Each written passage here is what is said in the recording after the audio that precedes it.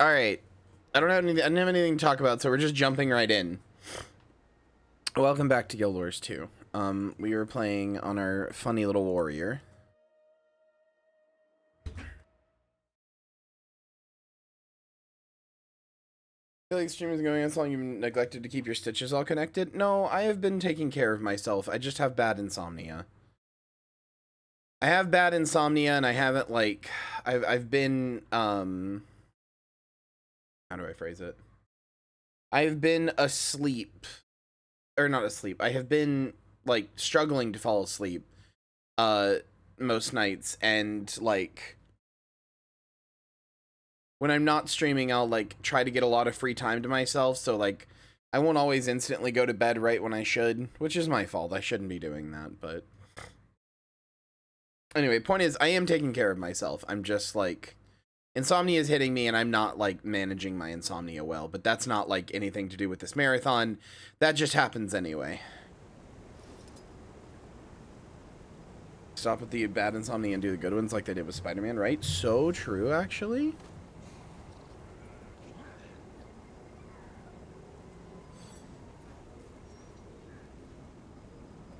But anyway, hi, good morning, everybody. I hope everybody is doing well. So we actually got through most of the Guild Wars 2 story yesterday. The core story, I mean. There's still, like, all the expansions and everything. But as far as, like, the base game story, we actually got through most of it. So, next we need to go to...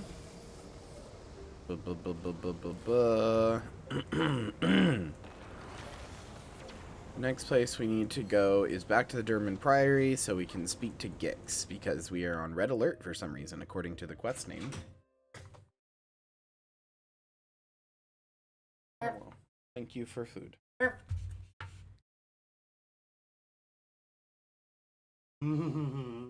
Get petted, get petted, get petted, get petted, get petted, get petted, get petted, get petted, get petted, get petted, get petted, get petted, get petted, get petted, get petted. There you go. Hi, chat. Hi, Marcy.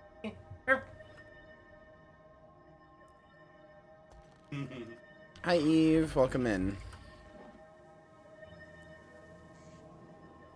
Glad to see you all. That was adorable. Yeah, Lynn's funny. Also, if my UI looks smaller, it's because I'm trying out the regular size UI, the UI that most people play at, which is the normal size.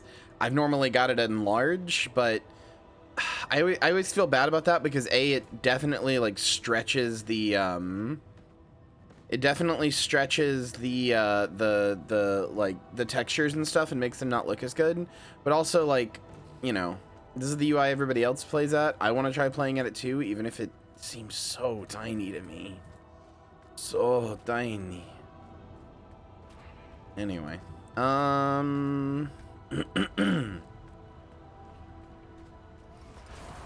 right, Gixie boy. What's the biggest UI you can get? That one, the one I showed. It's the larger one, which is what I'm used to, but it's so big. First, I'm gonna have Adventure War that instantly leveled me from 27 to 30. Yeah, so you probably got this thing, the Character Adventure Guide. This thing is overpowered. The Character Adventure Guide is it's a set of achievements that are per character. Hilarious when that takes up the entire screen. Yeah, so the Adventure Guide is they're a set of achievements, but they're per character. So, like, if you complete all of these and then make a new character, that character won't have them completed. But what they do, and, like, it's useful on new characters, even if you were to, like, instantly skip them to 80, because earning experience after you hit max level is relevant and important. But what they do is, like, you just do, like, a basic task, like using an emote or level up once or, you know, discover points of interest. Like, you just do a basic task, and then it gives you an adventure experience award, which just gives you, like, a large amount of XP.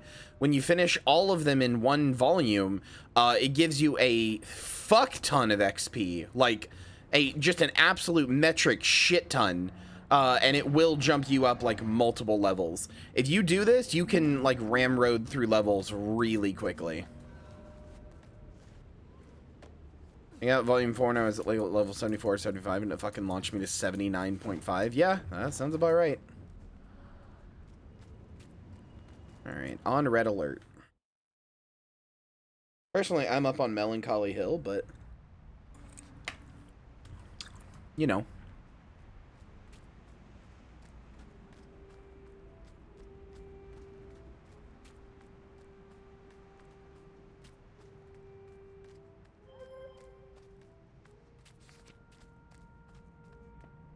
Continue to be impressed with your progress. Word just reached the Grove about your order's successful effort to recruit the Skrit. I've always been interested in the collective intelligence they display. If they are as cunning as I've heard, it will be good to have them against the dragons. It is a shame that their village was destroyed, but at this stage I firmly believe lives are more important than property. When the dragons are defeated, we'll turn our attention to rebuilding. But first things first, I'm also doing my part to marshal resistance to the dragons. I still intend to smooth things over between the members of Destiny's Edge and reforge us into the great fighting machine we once were, but it's a slow, difficult process that is complicated by the strong personalities, egos, and neuroses involved. I won't give up, though, neither should you. May the pale tree guide you. Are you here with me? I sure am. So fun fact, after you meet with Destiny's Edge and,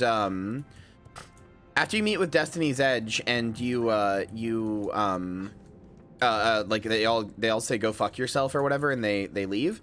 What you're supposed to do is then do the story dungeons, the like easy version of dungeons, because those kind of explain what the members are doing in the interim. Like while you're doing this stuff, like your order stuff, whether it's with the Durman Priory, the Order of Whispers, or the Vigil, they're doing the dungeon stuff, like the dungeon story. So like Aaron and Ritlock are fighting in Ascalonian catacombs, and I think Logan and maybe Kaith are at the Beetleton Manor in Codicus Manor rather. I'm not quite sure who was all everywhere. But the early dungeon stories are where you get their story.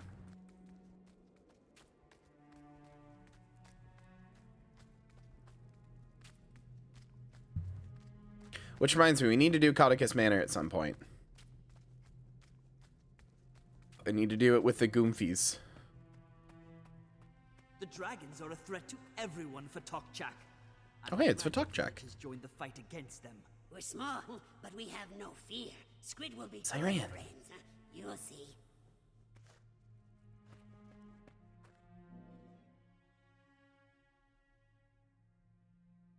Good day, explorer.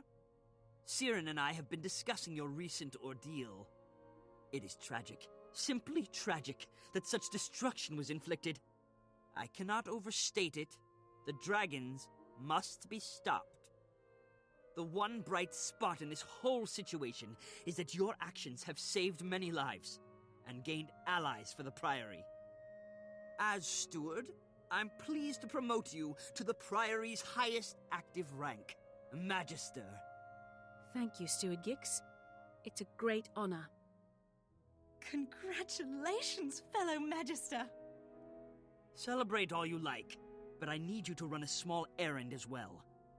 An associate of mine recently developed a new equation that might pinpoint weaknesses in higher magical entities, like the dragons.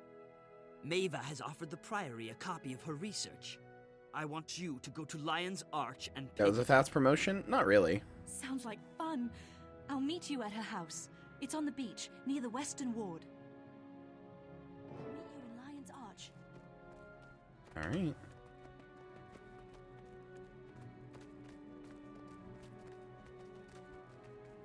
I went to Explorer, and then I helped get a race on our side, so I got promoted to Magister. You know? No. The quest where you help out the Skrit, or whatever race you choose, used to be a lot longer. So it's been condensed down into 3 quests, because a lot of people were like, oh, it kills the pacing or whatever, which I kind of get, but... The quest where you help the Skrit or whoever you helped used to be, I think, 5 or 6 quests long, and it's been condensed down into just 3. You gotta understand, a lot of personal story quests were cut, because there used to be one every, like, 2 levels, basically. And sometimes multiple at that level. So, like, there were a lot of quests that got cut, and they slimmed down the personal story and made it into chapters and acts rather than like just like one long thing.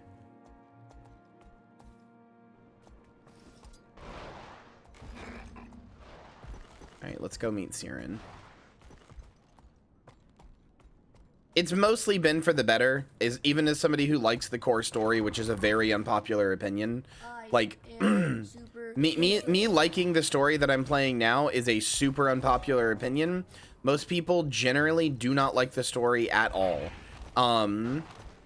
At least the core story. People really like the expansions and the living worlds and stuff. People really like those stories, but the core story, the one that from the 1 to 80 story, people generally think that that one is very bad. But I quite like it. I like it all the way through. I got Arlen and Pelham, by the way, Marcy. And I got attached to them at the end. I was mad at them and I hated them until one of them disappeared, and I was like, wait, where'd he go? That's my boy to hate. I can't... That's not fair. Pelham can't leave. This is the right house, but Gix didn't say anything about weird lights and thumping noises. Do you think that's normal? I seriously doubt it. The house's defense mechanisms have been activated. Oh no. Maybe someone tried to break in and steal Maver's research. We'd better head in and find Maver. She may need our help.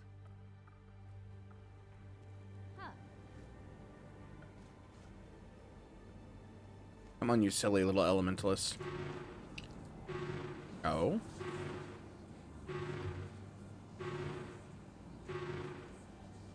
Welcome to the home of Mava, extraordinary knowledge technician. Currently, Mava's home is on full alert lockdown due to perimeter breach.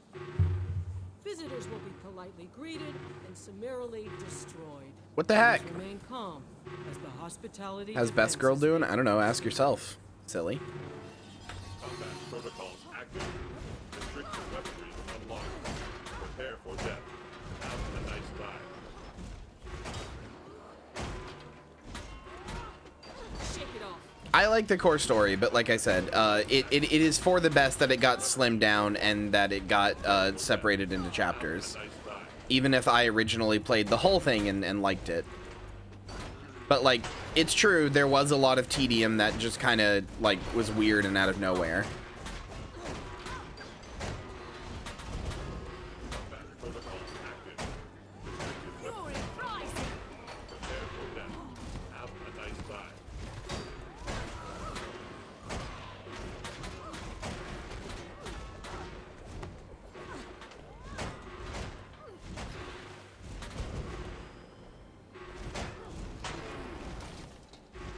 Writing Nunmeyer Chronicles, beginning of Best Girl Wars. Yeah, it's like the War of the Roses, except it's the War of the Best Girls. Get down here. I regretfully inform you that our defenses have escalated. Dimensional stasis fields initiated. Oh no. Secondary polemic enforcers are now active. Please remain quiescent during complete eradication and enjoy the soothing music. Combat protocols active. Restricted weaponry unlocked. Prepare for death. Lorelei Bloodwood, what a good name. Thanks for the follow. Fury, right! Shake it off. Prepare for death. Have a nice time. I love it. Hi, Moth. I love it when the golems are just like, we are going to kill you now. Have a nice day. I like it that they're still programmed for like politeness when they're trying to murder you.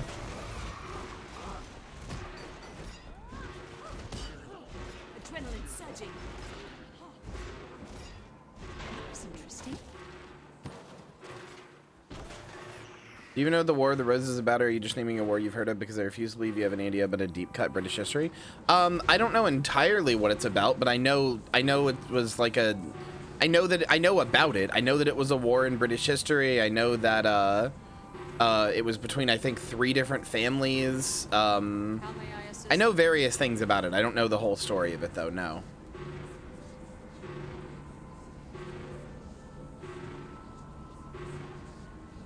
El Snowy VTuber water time. Thank you.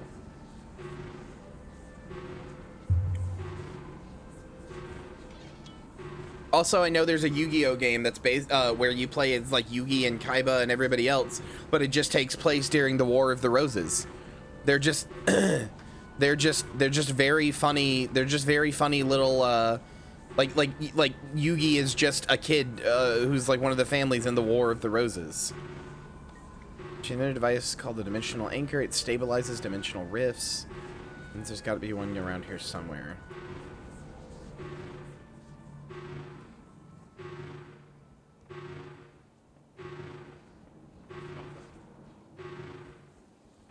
I think the Yu-Gi-Oh! War of the Roses game is funny, mostly because it doesn't follow the standard rules of Yu-Gi-Oh! Because at that time there were no standard rules of Yu-Gi-Oh! I guess. So it just seems like hell to play.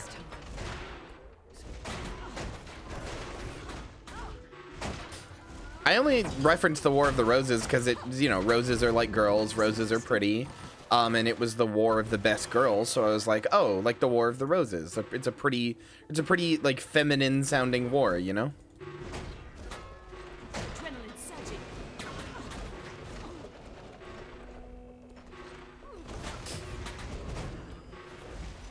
Listen, I know things.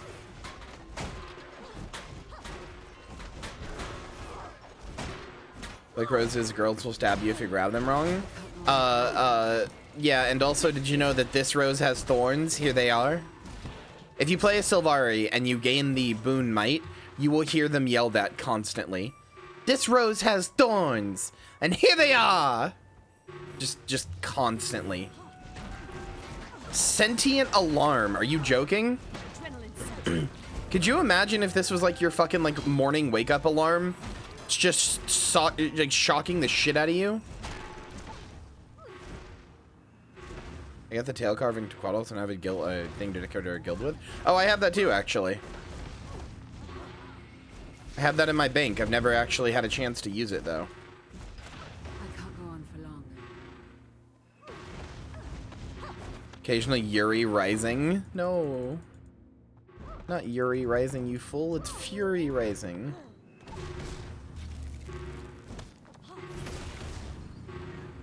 This rose has thorns is when a trans girl gets a non-binary partner. True. Protected. Marcy answering the age-old question, can flowers fuck? Combat protocols active.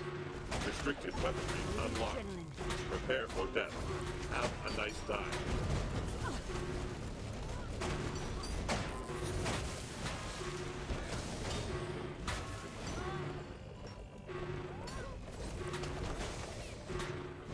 Pin me down and fucking pollinate me? Hold me down by my shitty little bee wings. We must repopulate the hive.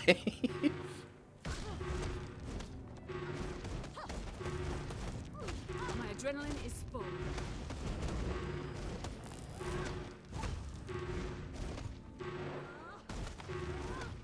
Building adrenaline. For great justice.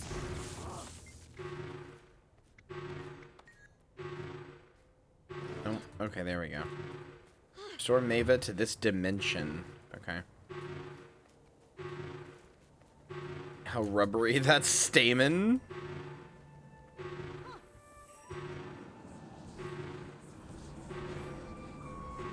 So which one do I need to do?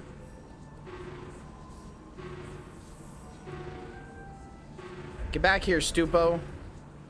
Excelsior. Congratulations. You have successfully initiated the dimensional anchor. Once installed, the dimensional anchor will stabilize dimensional phenomena. However, as a side effect, the anchor may cause migraines, disintegration, and/or violent arcane overload. We invite you to relax while the dimensional adrenaline is restored. These extra 7 nets right inside of this walkway and to work for me far enough. They aren't gonna get hostile, but it still creeps me a little bit out. Or creeps me out a little bit to look at them. No, it should make you happy to look at them. Bees are friends. I see you're from the Priory. Thanks for the help. I'm glad I didn't have to wait for the defenses to deactivate. And how long would that have taken exactly? Oh, Oh, 3,500 years, give or take a decade. At that point, I would have emerged from stasis, confident that the radiation was gone. What's this? Aha! The creature that invaded my house was some kind of Orion scout. I told Gix that my equations predicted an assault on Lion's Arch. This intrusion implies we've reached time critical for that attack. If that's true, then the whole city's in danger. Maeva, go to the Priory. Show Gix your research. My friend and I will head for Claw Island immediately. We have to warn the Lion Guard. What's on Claw Island? The Claw Island fortress stands in the harbor of Lion's Arch.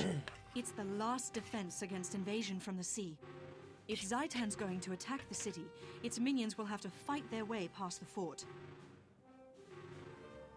So yeah, this is what I was talking about, chat. Last night, Lion's Arch has a place called Claw Island that they use to predict if, or they use to see if they're going to be attacked. It's like the frontline defense for Lion's Arch.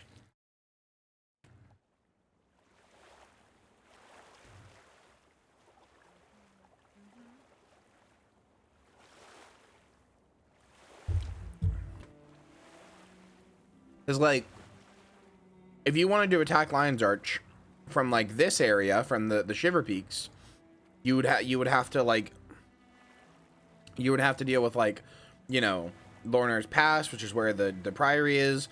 You have to get through Holbrack, like, you know, they would see it coming. If you wanted to attack from like Kryta, from like this way, you'd have to go through Gandharan Fields, which is where the Vigil is. So they would still see it coming. And if you wanted to attack through, like, Kessex Hills, you would have to go through the Seraph, which are the human people.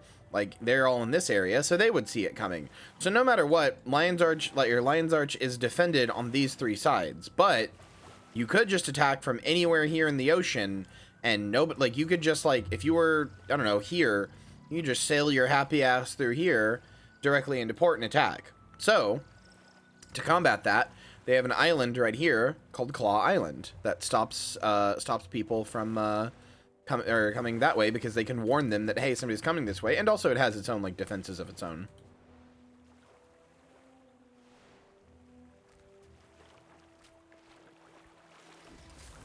There's like military stationed there and stuff. Went to a garden once where there were a bunch of bees around. They were pretty chill, but I have no idea if I have an allergy to stings, so I was kind of nervous. You probably don't. I'm pretty sure a sting allergy is, like, kind of rare.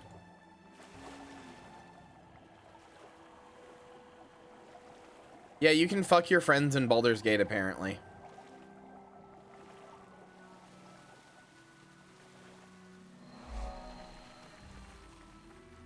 Hope nothing bad happens on Claw Island. Why would anything bad happen on Claw Island?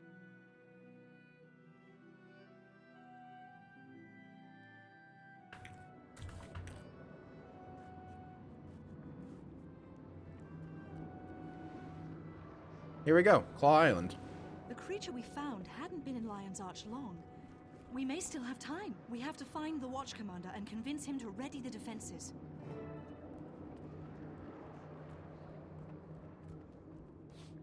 If your mom has it, I can see worrying about inheriting it.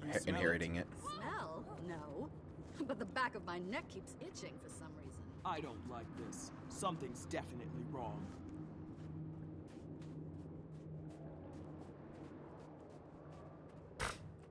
Is that Traherne up there talking to Commander Talon?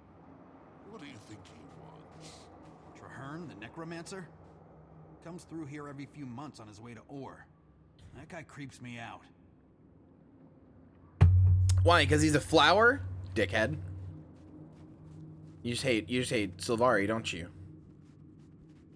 Dumbass. I've researched the situation extensively. The Orions will strike here on Claw Island. Stay safe.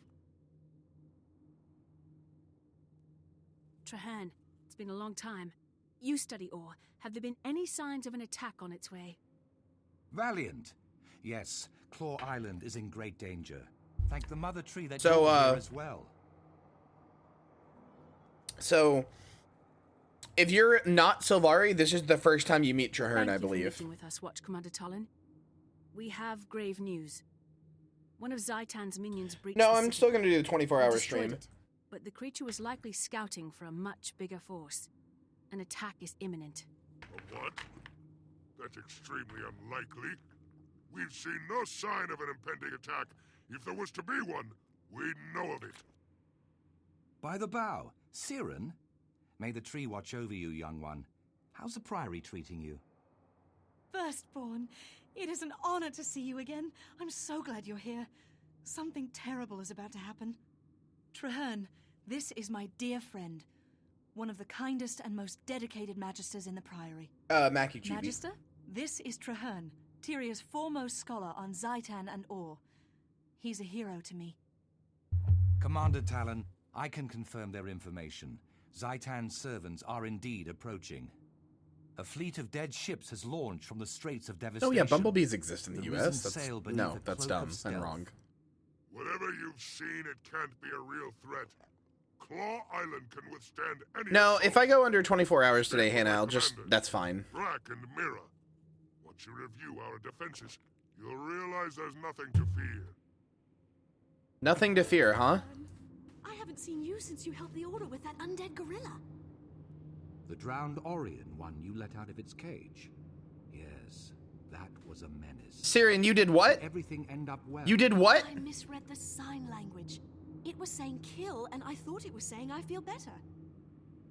It's wonderful to see you again. If you don't mind, I'll accompany you on your road. Yeah, exactly, Hannah. It's been a while since I've toured the fortress.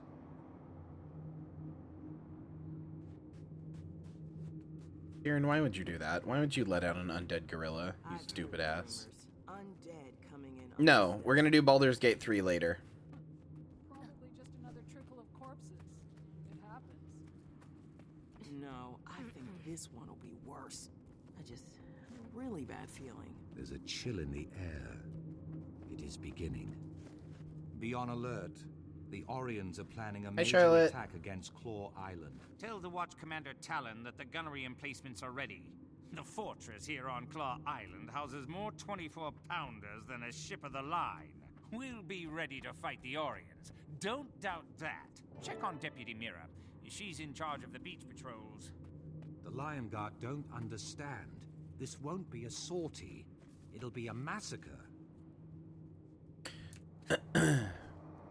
Yeah, so I don't know if you guys have noticed, but an unfortunate thing in the story so far is that everybody keeps saying like, oh, the dragons are scary, ooh, the dragons are bad, but nobody's really like done anything about it. Everybody's treating the dragons the same way that we treat like climate change now, where they're like, yeah, it's bad, but like, it's not that big of a deal. Welcome to Beach Patrol, the most dangerous duty on Claw Island. Deputy, a massive attack is on its way from Or. And Traherne is like, hey, you fucking idiots. Our last order Stop is that. to light those 3 signal towers. We have to warn Lion's Arch if the fortress is lost. In 100 years, they've never once been lit. We're very proud of that. Deputy Mira, sound the alarm. There are undead on the beach. If an invasion's really coming, we'll need everyone on the island to hold the line.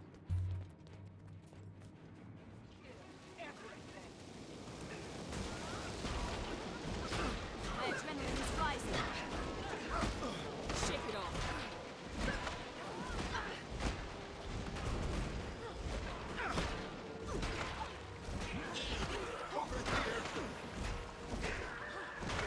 Yeah, like everybody knows. Town Crier told me dragons are a myth by the liberal scribes. True. Like everybody knows the dragons are like, even your average person in this at this point knows the dragons are real. Faint. They're testing your defenses. Everybody knows the dragons are real, but everybody's kind of like, Report to like, Watch Commander Talon and tell the men to be ready. you know, if the dragon and his minions are down here, right? For 25 years. And you're like, I rarely engage you know, in combat with them. you live like Do you think the commander will here. listen to us now? Are you really that worried about them? Do you see how much they have to pass through just to get to you? Like, it's probably fine. I mean, even if you live in Lion's Arch, you've got Claw Island here. So like, you know, there's a whole bunch of water here. It's not the deep sea dragon. It's the fucking undead dragon. What are they going to do? Swim across the entire ocean to get to you? No, that sounds silly. Why how they would never do that. Haha. Never. Anyway, point is, everybody's like, yeah, they're a problem, but they're, you know, everybody's complacent because they're like, they're a problem, but like, whatever. They're far away. We'll deal with it. It'll be fine. We'll just get the orders to, like, the Vigil, the Vigil and, you know, the Order of Whispers and the Dermot Pry, we'll all deal with it and it'll be fine, like any other problem. Not that big of a deal. Yeah, that's a problem for the people who know how to take care of it and future Tyria. That's not a problem for me as a person. Come on. It barely ruffled our feathers. Is that all they brought? There will be more, much more. Keep watching the sea. You're a scholar, not a general, firstborn. Why should we trust you? The fortress is under attack. Ready on the wall. Hostiles incoming.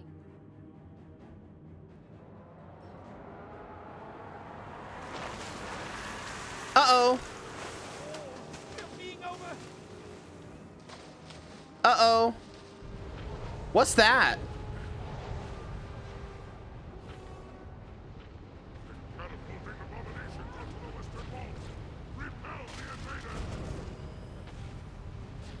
Uh-oh. That ship is flinging these things, these risen abominations at us. To be clear, that ship isn't flinging those like big tendrils. They weren't flinging like rocks at us. They were flinging these things.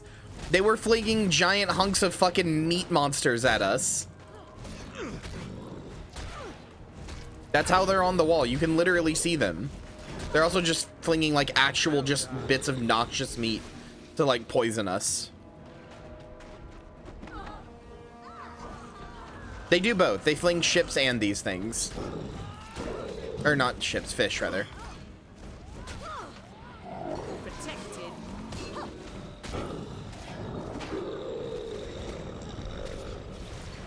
I'm ready.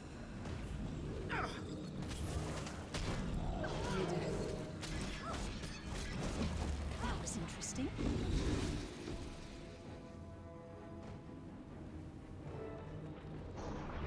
This one.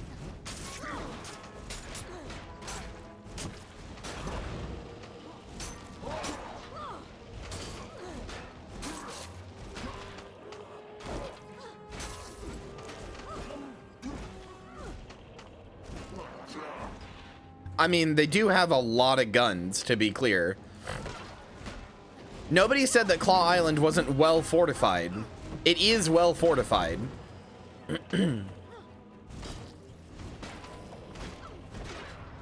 It's just, you know, so well fortified that they got complacent.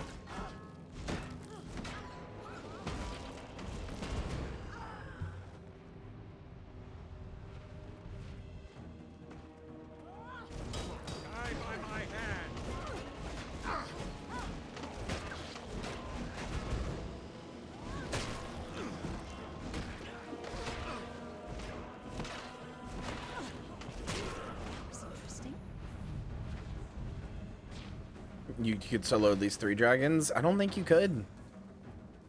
I don't think you could. My adrenaline is rising. When your invincible fortress has as many guns as one ship, there may be a problem. You know, you're not wrong.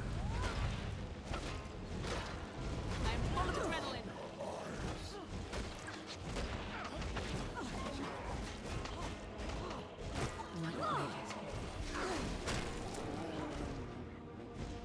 I'd handle it. I don't know about you, but if a big meteor was crashing to the earth, killing millions in seconds, killing billions in seconds, I'd simply handle it.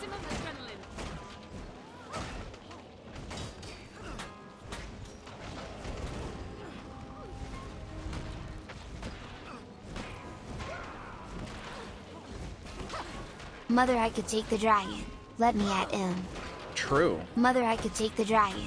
Let me at him. So true you said it twice. Because this is a fucking broken program now for some reason.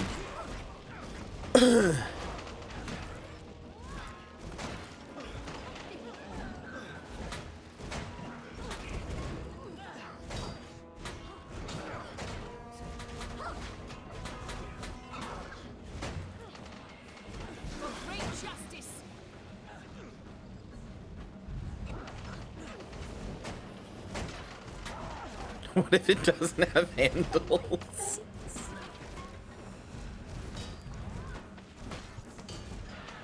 Mandatory in a fight, right? I would fuck the meteor. I am full of adrenaline.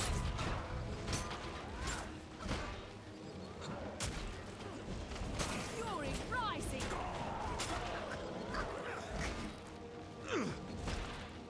I just realized I'm not supposed to be fighting these. I got so caught up with defending the wall that I forgot about the fact that I didn't even look at the thing. It says regroup with Commander Talon inside the walls, and I just got so into defending and fighting the wall that I was like, I'm fighting.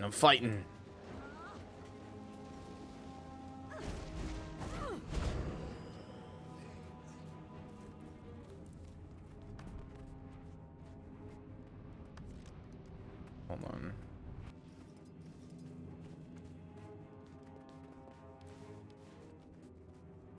Mira, how stand the beaches? Pretty clear now. I cleared them. And a lot of good soldiers with them. We have to light the watchtowers. Let Lion's Arch think we've lost? No, Mira, not yet. Claw Island's withstood much worse. Get on a trebuchet. Dead ship in the harbor holds their reinforcements. Sink it! All right, then.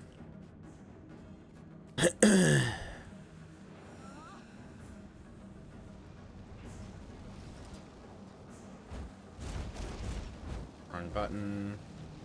Where is it?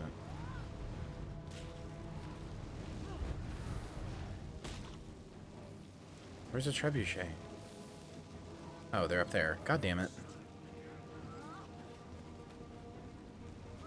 Hello, Wild Saber.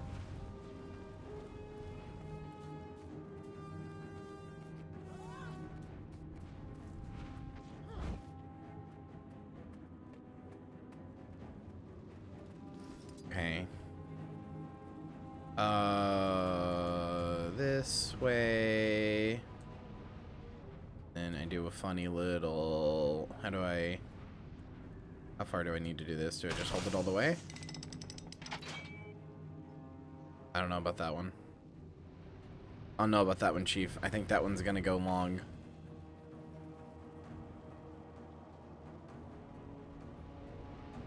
Yeah, that didn't hit. Okay.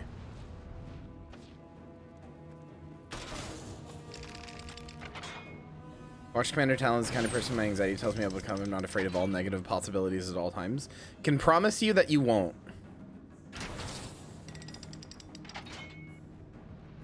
I only need to fill it about 75% of the way.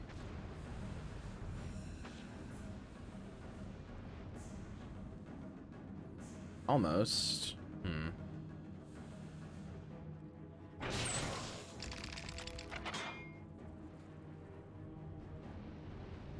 I'm throwing giant dead fish at us. Gross. Oh, okay, wait, what?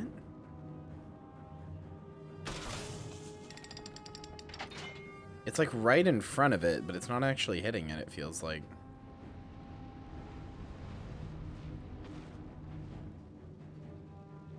There we go. Got its ass. We did it! It's sinking! A small victory. By the gods, there's so many of them.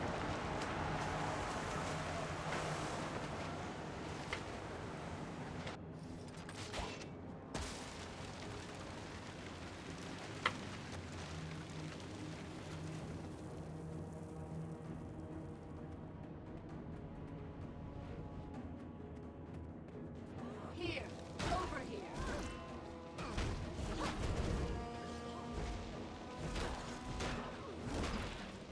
This one, kill. There are no meat wasp here. My adrenaline is full. Also, they would still probably wouldn't want it because it's like fetid, rotten meat with like magical rot, basically. So I'm not so sure that they'd like it. This is no normal attack. The Lion Guard cannot hold. We're overwhelmed. Claw Island has stood for nearly 100 years. It cannot fall. You sure about that, buddy? Them to the last soldier, to the last sword. We'll never sit. Oh, okay. Medic! We need a medic over here. Commander Talon, hold on. You'll be all right. Quiet, Mira. Soldiers don't need lies. Retreat to the city. Tell the Commodore. We did all we could. By your will, Commander. I swear to you, this isn't over. Mira, the island is overwhelmed. We have to evacuate the Lion Guard and ignite the watchtowers to warn the city. No. You'll never make it to the beacon with these risen monstrosities chasing you. We'll have to fight our way back. The Lion Guard will make a stand in the courtyard while you go for the tower. God's willing, the Risen will be too busy fighting us to stop you. Your bravery is commendable, Deputy Mira, but your soldiers cannot survive a protracted battle against this many undead. It's the duty of every Lion Guard to lay down our lives to protect our city. If that's what it takes, that's exactly what we'll do. We'll rally in the courtyard. You light the warning beacons. Now go! Everyone, fall back to the courtyard. Rally to me for one last stand. 100 years this place has stood without having to have the beacons lit. Where are the signal beacons? Oh, they're back there. Okay. I thought they were closer up.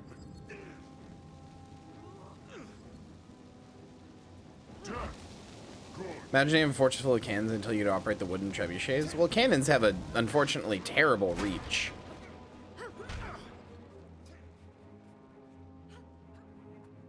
Like, cannons drop off very quickly because they're big, heavy metal balls that shoot in a straight line, so they give up all their verticality.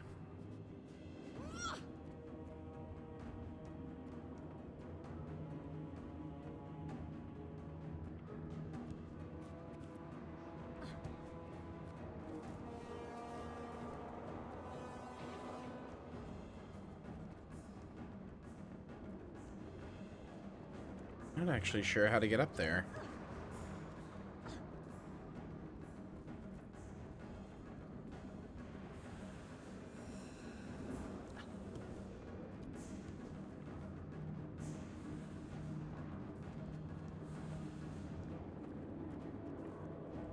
Hi, Rose. Hi, Jessica.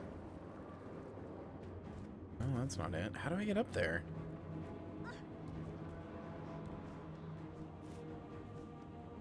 Am I the stupo?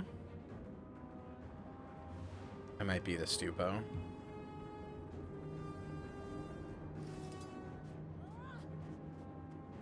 Narsty still fucks me up. I love Narsty. It's so funny.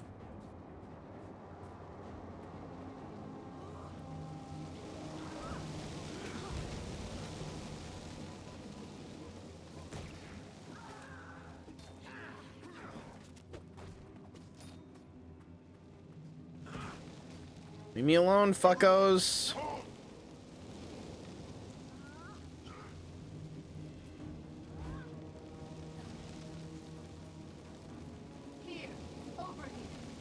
Press that button. Like that beacon.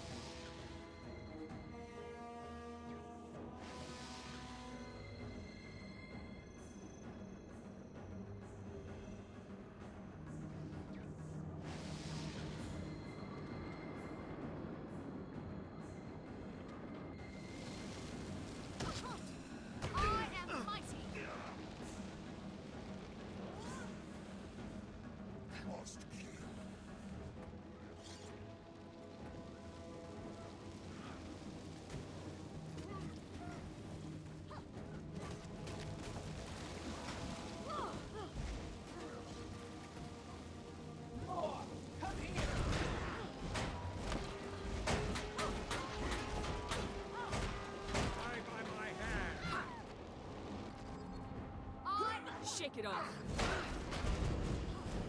Forgot Shake It Off lets you just get up off the ground if you're stunned, which is ridiculous. So close. I am full of adrenaline.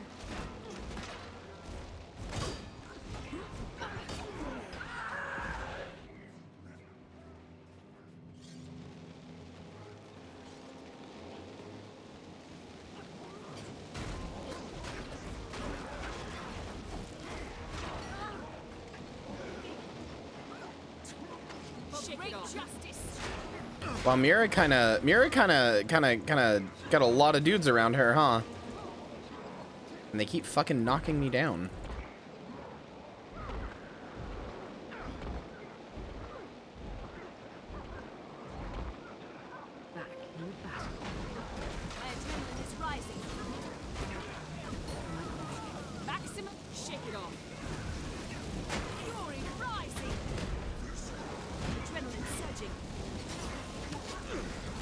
Damn it.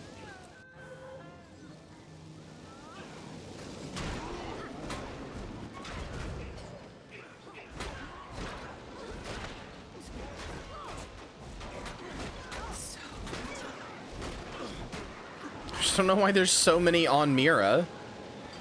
Shake it off. Adrenaline. I am full of adrenaline. Son of a bitch. Come on, come on, come on. Here I come. Oh my god! There's so many! Shake it off. So close. Maximum adrenaline. Shake it off.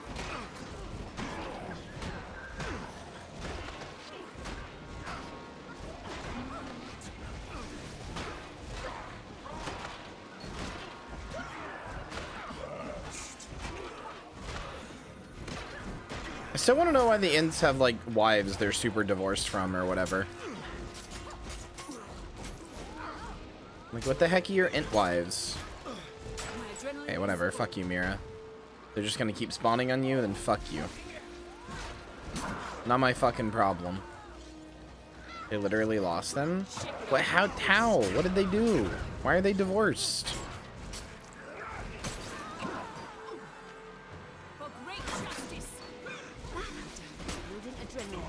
They lost them? Well, then maybe they should find them. Not my fault they ain't got no bitches. Please, please, please.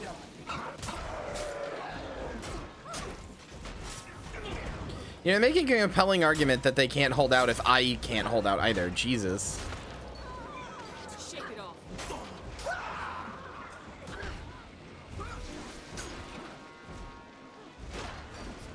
I am full of adrenaline. This one. Shake it off. Time you kill 5, like 10 more spawn.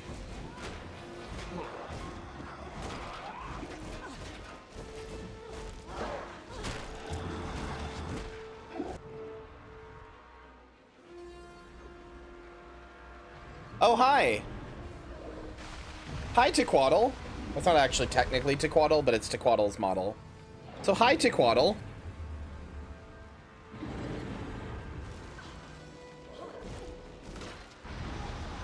That sure is an undead dragon. To be clear, though, chat.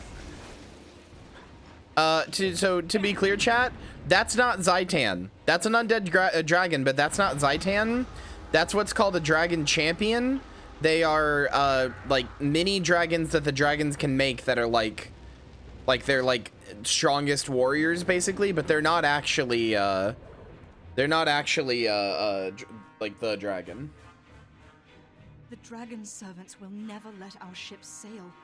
If they surround the docks, they'll slaughter us, and Zaitan's forces will grow. Our soldiers are too injured to fight. They can barely walk. We can't form a defense and still get them all aboard. Someone needs to hold them off and give everyone else time to escape. No. Not someone.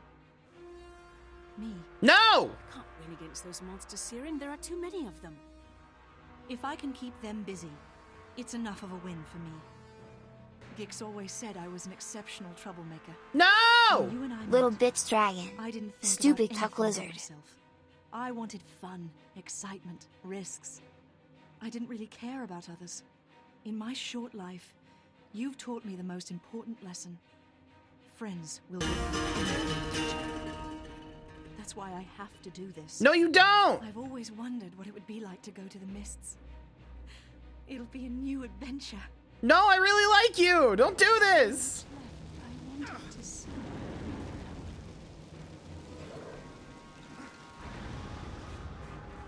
God damn it, Siren. I won't. Mira is in bad shape. You'll have to Fast as the wind. Lion Guard, follow me. Hurry to the ship. Goodbye, Siren. I shall not be in vain.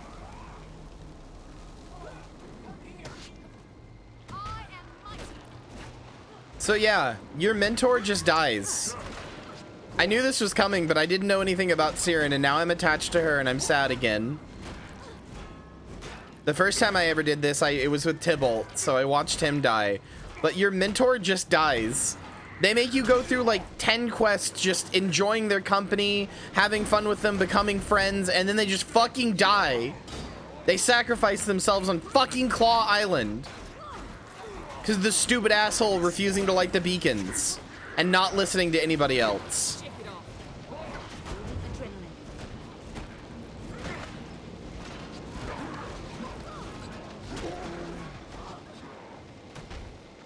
I'm mad. What was at least old, this actually feels even worse. That's what I'm saying. The thing she said before she died was there was still so much I wanted to see.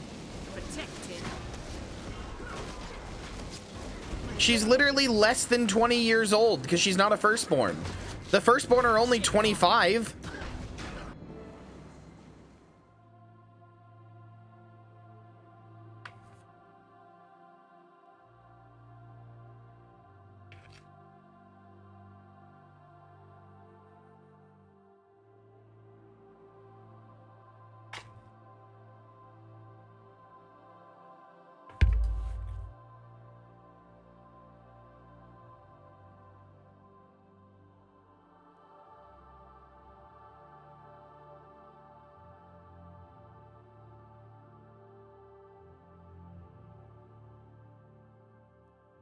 Oh, 07's for Siren. 07. Goodbye. Goodbye, my sweet wife. I'll miss you.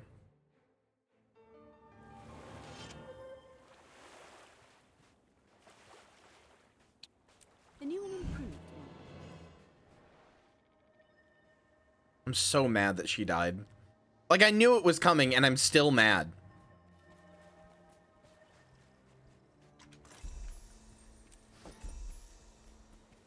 Knowing it was coming doesn't make it, like, easier to deal with. Humans are the chosen of Zaitan. They rebelled when he was defeated. Yes. Oh, Asura, flaming devils of Primordus, and Char are aspects of the Crystal Dragon. Then the Norn, Jormag. What kind of funeral bouquet do you give a plant? I don't know. Sneaky Beaky, rip LOL. Saws about your GF, use this to excuse your soppy orbs and onion. And then 69 copper. Fuck you! Fuck you! I will use this. You know what? No. Fuck you. I'm not gonna use this to absorb my soppy orbs. Fuck you. Fuck you and your onion. It's gone.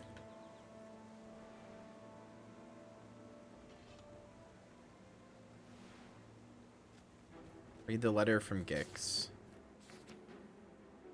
Magister, rumors from Lion's Arch are running rampant. The Priory has heard the fall of Claw Island and of your bravery there. Already a contingent of explorers are speaking with the Commodore to ensure that citizens can evacuate. Seems we must plan for the worst. I need you to assemble the others at the Durman Memorial in Lion's Arch. The knowledge to defeat the Elder Dragons is out there. It must exist. We must find it. Oh, what was the post? I want to see. Wait, is it the one about the trans girl? Logging in and finding herself? That went around a while ago. Yeah, I really like that post.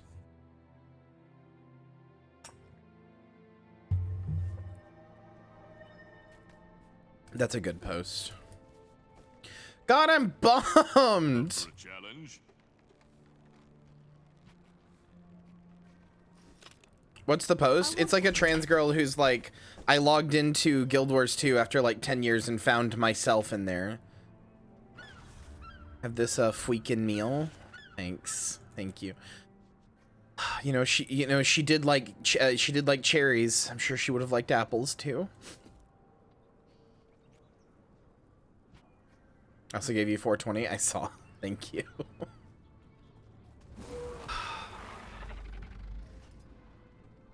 Oh, the maelstrom? What is this? Oh, neat. It's got little swirlies in there. Someday I will establish my prominence. How much does that sell for? Nothing. In that case, get scrapped. I was manufactured to the highest standards. And then guaranteed wardrobe unlock. Excelsior. The Whisper Blade. Oh, wait. That's actually a really good, that's actually a really good thing. Hold on. Whisper. Yeah, I just got a skin worth 300 gold, chat. I just got a skin worth 300 gold.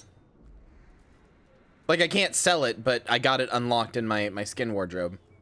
Whenever you open a Black Lion chest, you have the ability you have the ability to get you have the ability to get a thing called a guaranteed wardrobe unlock, which can unlock any skin in the whole game, any of them, any single skin. And the one I just got was Whisper Blade, which is a blade that you make in the Mystic Forge. The reason it's expensive is because the materials to make it are really expensive. It's not actually that good looking. It's just your basic sword model, but it's like glowy and purple and translucent. But yeah, it's 309 gold on the thing. So I just got that for free. Nice. I know your face from my dream. Target destroyed. Excelsior. Pretty freaking epic.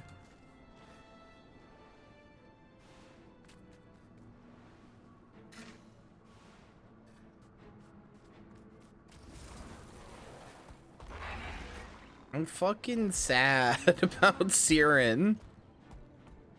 Lion's Arch wins when you join our cause.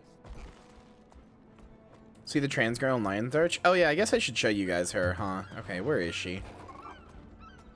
I know where I know like who she is, rather. I don't know where she is, but I know about her, yeah. Aid worker Sia, where are you? Hold on. /wiki aid worker Sia.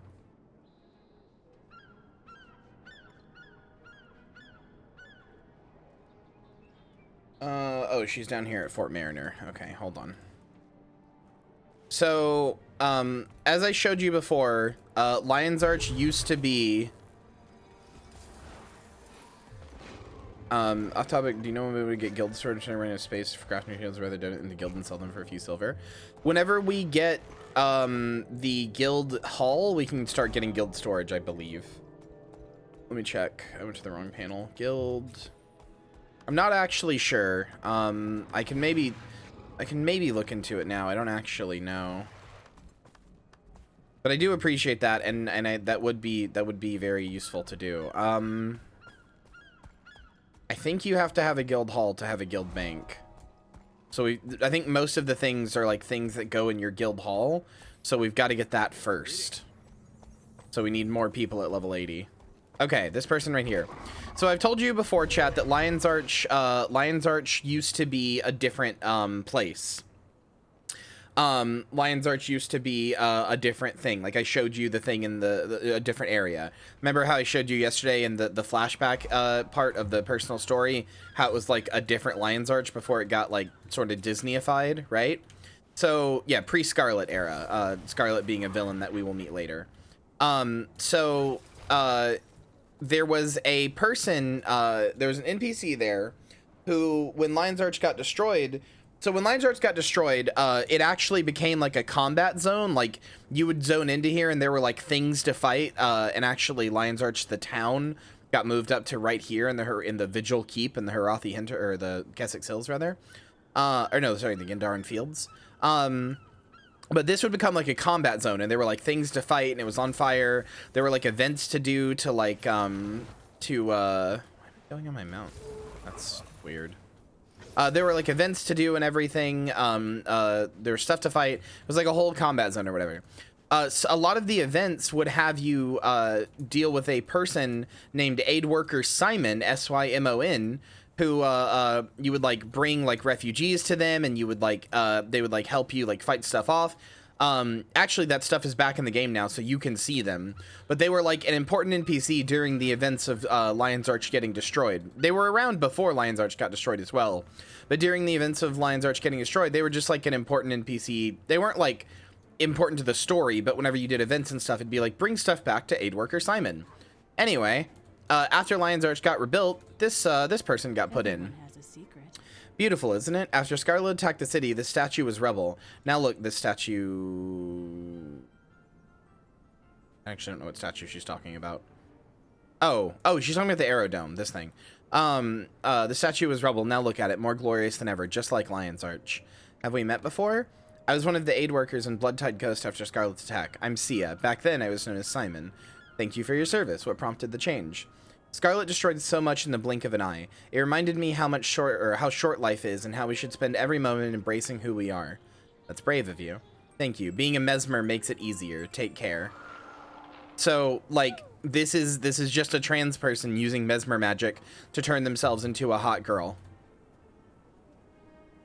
Like, actually. In canon, in universe, this lady is trans. Using mesmer magic to make herself look like a girl.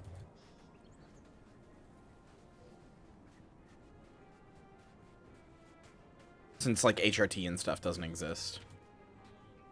For food to help your loss of your girlfriend. Why is everybody sending me food? Thank you, though.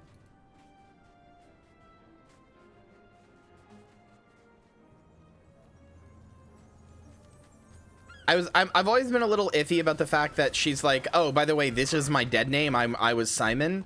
But I also understand that, like, if she didn't say that, a lot of players wouldn't get it. And also, she was designed explicitly by a trans person who works at ArenaNet. So if they felt that that was the best way for like players to understand that she was trans, I'm not gonna fault them. If they felt that that was what they needed to do to make people understand that she was trans, then, like, you know, fine. Lord knows I've introduced myself to myself that way to some people that I used to know, like, way back in the day, you know? Like, oh, you probably remember me as this. Yeah, I'm not that anymore.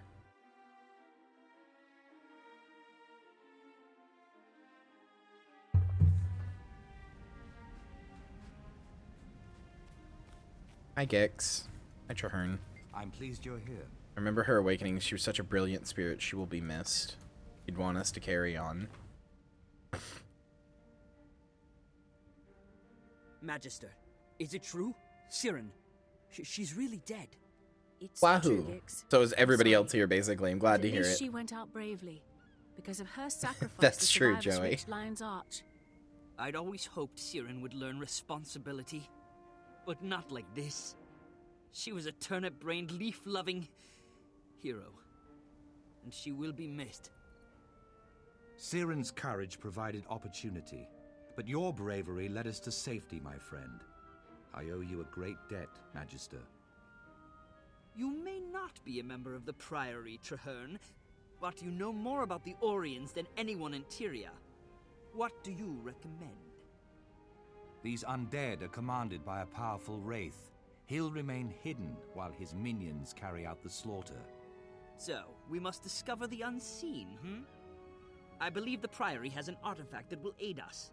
An idol of Balthazar, the human god of war, murder, etc., etc. It can transform one individual. The more you kill, the more powerful you become, until your enemy can no longer hide from you. But it is risky. I'll do it. Siren was never afraid to take risks. She gave us a chance to protect the city, and I plan to do exactly that. Wow. I'm sad. How on Tyria does this stump sorcel thing work anyway? Stand still, everyone. One wrong move and we're all shish kebabs. Stuart Gix, I don't feel so well. I told you not to move. Blast it. Well, We can manage with one less. Everyone, concentrate. There. It worked. It wasn't a doubt in my mind. Go. Oh? Unleash righteous extermination. You can't do this alone. I'll stand with you. I hope I didn't just kill that girl.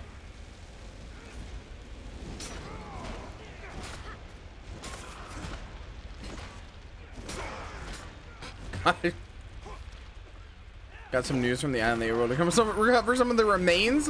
What the fuck? What the fuck? This is so mean. This is so mean.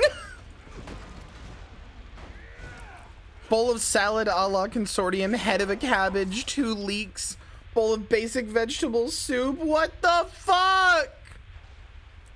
Crying, I'm crying. So mean. I read Thaddeus Ghostwright as Timothy Chalamet. Holy shit. I almost just yelled out, is that Timothy Chalamet? Oh, my poor brain.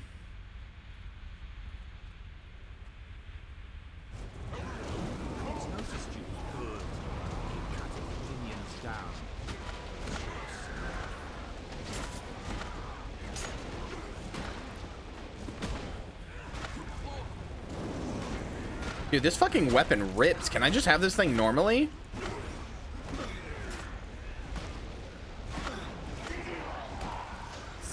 I'm calling it. I think Siren's death is sadder than Tybalt's. I'm sorry. I'm sorry for saying the quiet part out loud, but I'm saying it. I think Siren's death is sadder than Tybalt. She's so young. She's literally just a little guy.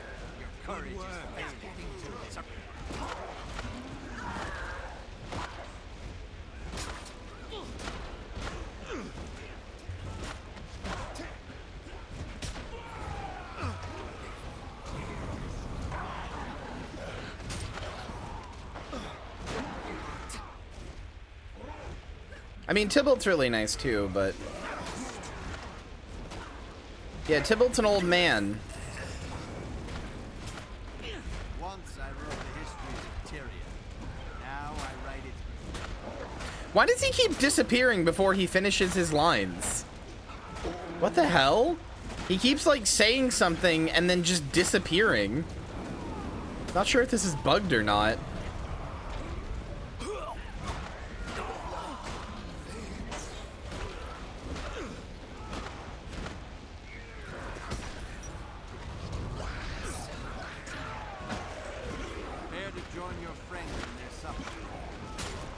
You finally, okay, nope. Oh my god, that is so many.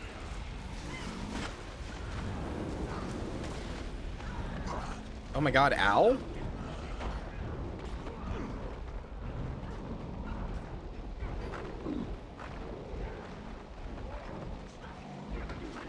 Fucking Christ, owie. Oh my god, okay. Okay, all right. Well, they really just follow you, huh?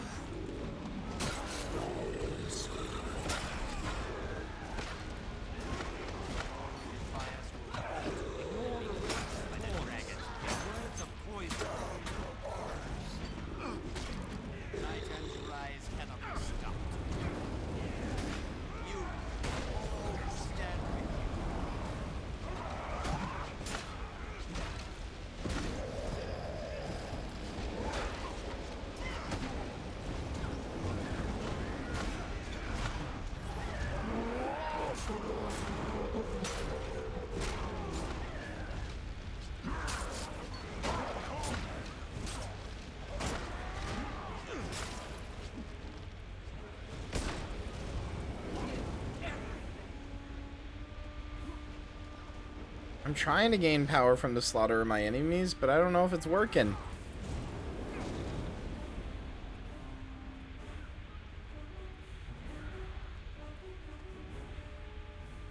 Hey, fuckos. There's all the female undead? No, they exist. But yeah, there's not quite as many of them. That's mostly because Ore doesn't have that many, didn't have that many women there.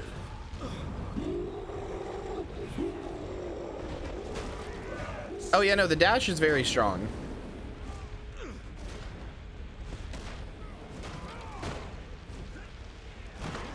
Now, Magister, strike down the ghost. A little revenge for Siren. Yeah, revenge for Siren. Fuck you. This city is ours. We shall Suck my dick. Heard your name. The Silvari screamed just before she. Fuck you. Safari didn't do shit just before she anything. Fuck you. You didn't even finish your sentence. Well done, Magister. You channeled the idol's power without turning into a ravaging, blood-crazed psychopath. Ah, I may not have mentioned that. Oh, cool, particular thanks. Side effect. Well, never mind. Cool, Good job. thanks. The idol is incredibly strong. Can we use it against the Vanguard at Claw Island? Sadly, no. The human god of mass murder is not a deity that likes to use the same tactic twice. The idol's no longer enchanted. Not long ago, an associate of mine, Tegwin, was trapped in ore. Since her return, she's been training Silvari to fight the Orions. We could use their help. It's also possible that my researchers have finished their most recent project. They were modifying a sonic weapon we captured from the dredge. Those both sound like good ideas. Manpower or firepower? Give me a moment to think before I decide. Whatever you decide, I'm going with you. You need the help, and I owe it to Siren. If you need to know something, I can help, but I'll leave the commanding to the experts.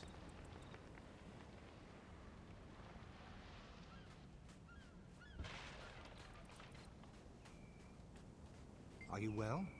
My parents Silvari back in Caledon Forest, Tegwin and Karis. They are skilled wardens and knowledgeable about the Risen.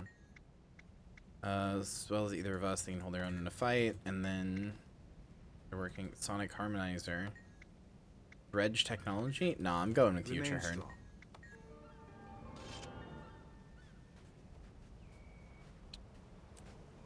Yeah, no, I maintain that I think the story in this is good and fun. What do you need?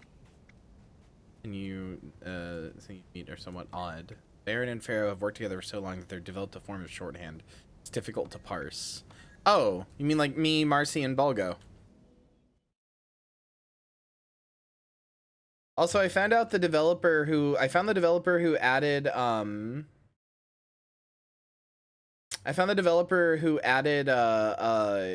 aid worker Sia to the game. She no longer works at ArenaNet, but she did up until 2019. And apparently she now works at she's a lead designer on The Sims 4 at EA Maxis, which is a hell of a shift.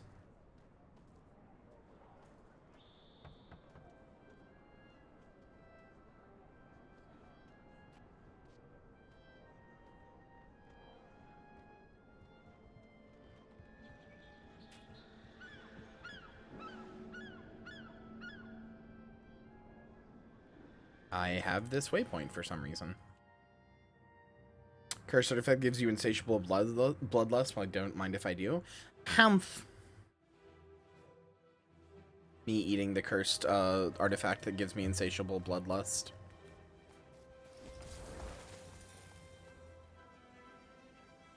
Why is this contested? Triple Trouble's not going on.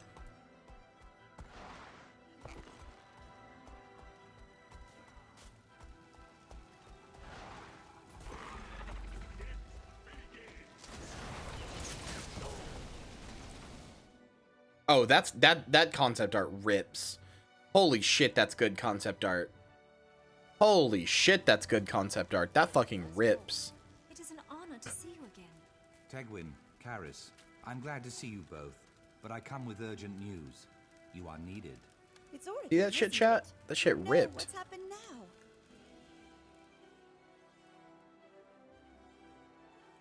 After we saved our village, Karis and I felt the call to continue fighting against all.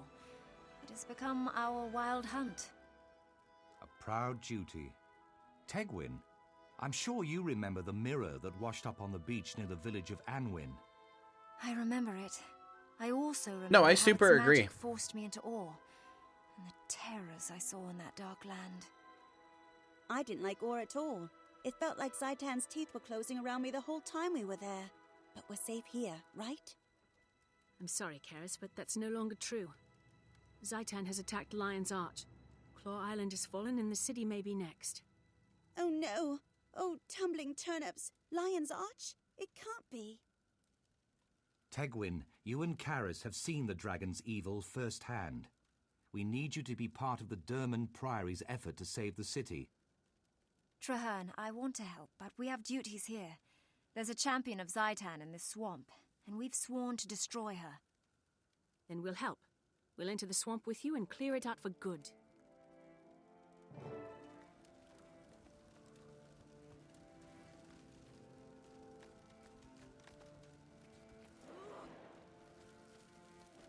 Timeline thingy for this game?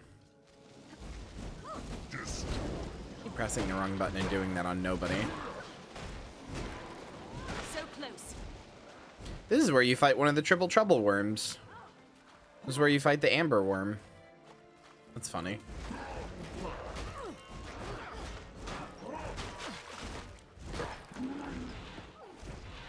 I know, because I do it every night at 3 a.m.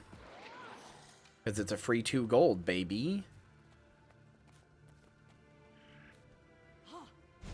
Also, there's a guild that runs it every night at 3 a.m. and they get it done really quickly, so...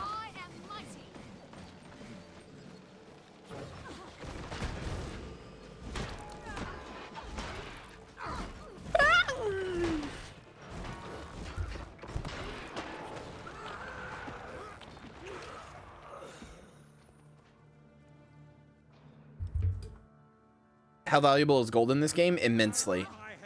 It's like, so this game doesn't really let you farm for anything except for gold. Like, you can't set your sights to, like, I want vials of thick blood and farm for just those, because there aren't enemies that, like, just drop specifically anything. Gold is, like, probably the most important resource to get in this game.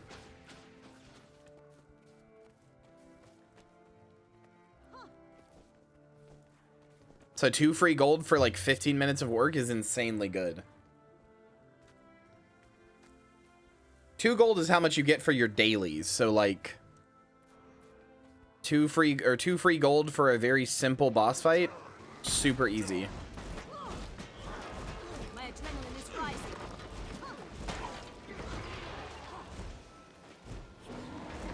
I mean, super dragons that corrupt people into a monster army isn't exactly the most original concept, but like I'd be lying if I didn't like tell you that I've noticed how many times like people have like other game devs have stolen from this game directly. You know that phrase, your favorite streamer's favorite streamer? I'm kind of convinced that Guild Wars 2 is your favorite game designer's favorite game. Like, I'm kind of low-key convinced that there are a lot of game designers who play this game, because it is one of the like big, it's one of the big MMOs, but it's like the smallest of the big MMOs, so it's kind of like, to an extent, it's kind of a hidden gem. Like, not that many people play it, you know. It's by no means dead or anything or in danger of dying, but it's still like a relatively smaller game. So I feel like a lot of game designers and story designers and writers and stuff like played this and we're like, damn, this is cool, and then it super like influenced their like future game design. My adrenaline surging. I am full of adrenaline. Especially other MMO developers. Fucking looking at you, World of Warcraft.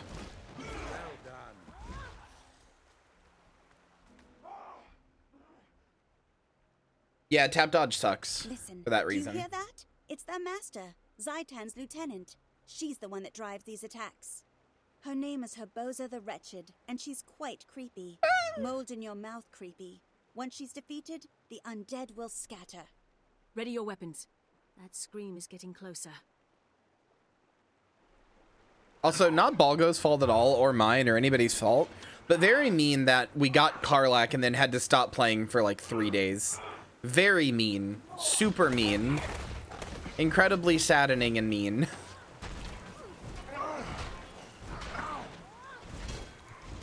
Every day I've just been like, I miss Karlach. I miss her. I need to be with her. I need to be with my demon wife.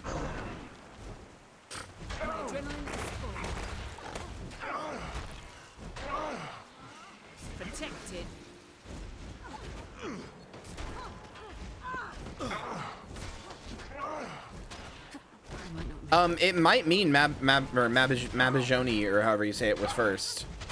Mabinogi? I'm not sure how you say it. Farewell, Herbosa. May your spirit find rest in the mists. The mists, which are far from the dragon. Very, very far. Lucky Herbosa, really. Thank you for aiding us. At last, I feel the abatement of my wild hunt's call. The danger here is over. Tegwin, you and Karis have seen what Zaitan can do firsthand. We need you, and those like you, to come and fight. Ever since our first journey into Or, Sylvari from the Caledon Forest have sought us out, wanting to defeat Zaitan. You fought with them today. They're a stalwart group, and loyal. If Karis and I aid you, they'll come as well. A unit of battle-trained Sylvari with experience in Or. What more could we ask for? Thank you. We'll see you in Lion's Arch. I'm concerned. The Orions are entrenched. It will be incredibly difficult to regain Claw Island. We can't give up hope, Traherne. We gotta get back Claw Island. In fact, I'm counting on Hope to lead the way. I feel that we should ask for wisdom from the Pale Tree. If anyone knows how to defeat Zaitan, it is the Mother. Meet me at the Grove, and we'll speak with her before the battle.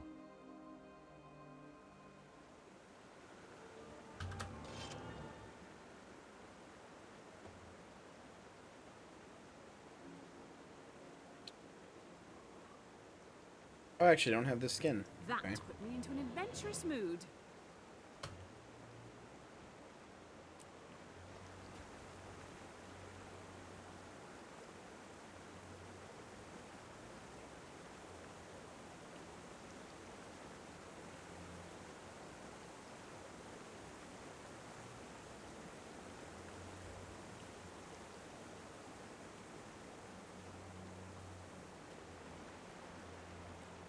You mean like the guild vault, let the guild hall just take 50 G and 1,000 favor? Oh, that's not too bad. Okay. Well, how much favor do we have? We have 155. Oh, the weekly has reset. We could actually do a bounty.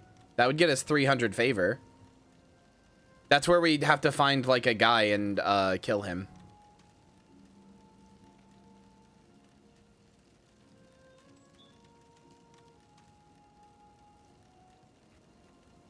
We could do a bounty.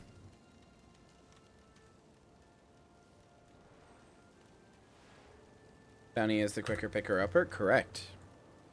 Hold on.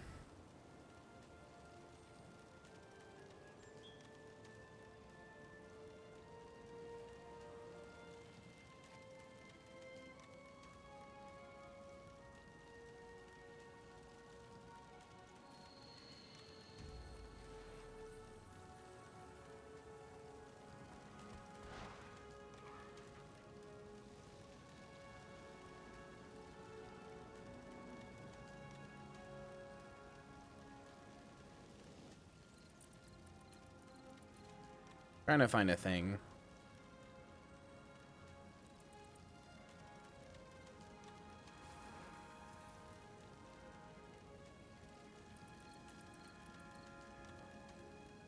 Yeah, okay.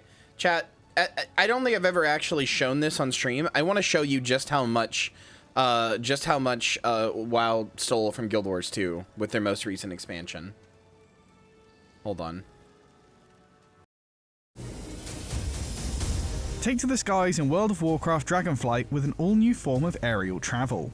Dragon riding opens up fresh options for movement, exploration, and combat That's literally in the clouds a skill above that the the Dragon Skyscale Isles. does, which Whether is the you're Dragon a seasoned Mount in Mount Guild Wrangler Wars 2. or don't know one end of a Drake from the other, you can get up to speed with our introduction. Welcome to Dragon See that Riding dive? 101. Does that look familiar? Firstly, it's important to understand that dragon riding uses a momentum-based system to keep mounts in the air, making it different to other forms of flying in World of Warcraft. When starting out, pick a high point to launch your Drake and take an initial leap of faith. Once airborne, dive quickly to accelerate and reach maximum speed, indicated by visual effects such as wingtip contrails and a glow around the Drake's entire body. Okay, alright, hold on. Hold on, wingtip contrails and a glow around the Drake's entire body. Okay, well, hold on, let me just... No, something about that. I don't know, there's something about that. Something about that. I don't know. I don't know. Something about that just sounds familiar. Hold on. Let me just see real fast. Let me just see. Maybe I'm just being a hater.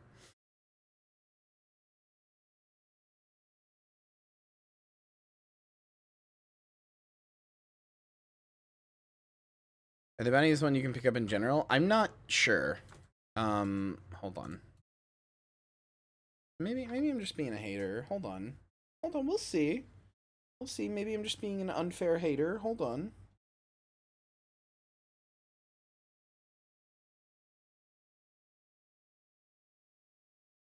Now just hold on 1 second. It's gonna take a minute because I have to go through 3 loading screens. No, just hold on for 1 second. Just hold on. Let me make sure I heard him right. So how do you fly in Dragonflight? What do you do? Powered by Vigor, and you have 3 Vigor. Velocity required craft. When starting out, pick a high point to launch your Drake and take an initial leap of faith.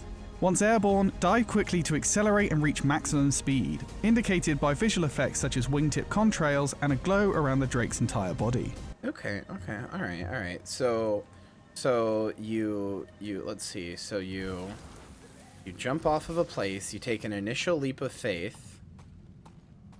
Right? Okay, I'm getting it. And then you dive straight down until you get massive speed with the glow around your body. And then you let go and you fly with wingtip. Okay. I don't know. I feel like I might have seen this system before somewhere. I don't know. I don't know. I feel like I might have. And then you can ascend back up if you hold. Okay. I feel like I might have seen this system before somewhere. I don't know. Maybe it's just me. I don't know. I don't know. That one's weird. And then I died. Died because I went too far down. I don't know, just something about it. I don't know. Managing your Drake's velocity requires you to pay attention to the direction of travel and elevation, as the intuitive physics system uses gravity and momentum to help you descend and soar skyward. Once you've mastered the basics, use dragon riding abilities to bolster your aerial options. These include surge forward and skyward ascent moves, which boost speed and elevation. Such abilities are powered by Vigor, and you have 3 Vigor points ready to use initially, with more. Vigor points, Weird that, I don't, I've never seen another game that had any sort of Vigor points like that. No, and I've never seen any sort of abilities that use the Vigor to ascend skyward. That's, No, I've never seen anything like that. That's such a unique and new system. Honestly, the WoW devs should be praised. It's very unique, new system nobody's ever done before. Nobody's ever done that system before. Do people still run the world event here? Oh god, yeah, of course, yes. More becoming available as you increase your dragon riding mastery. Vigor recharges while you're on the ground or when you're flying at maximum speed using the Thrill of the Skies buff. With some practice and well-timed use of these basic abilities, it's possible to maintain maximum speed to recharge Vigor, while also using abilities to gain altitude and extend your flight.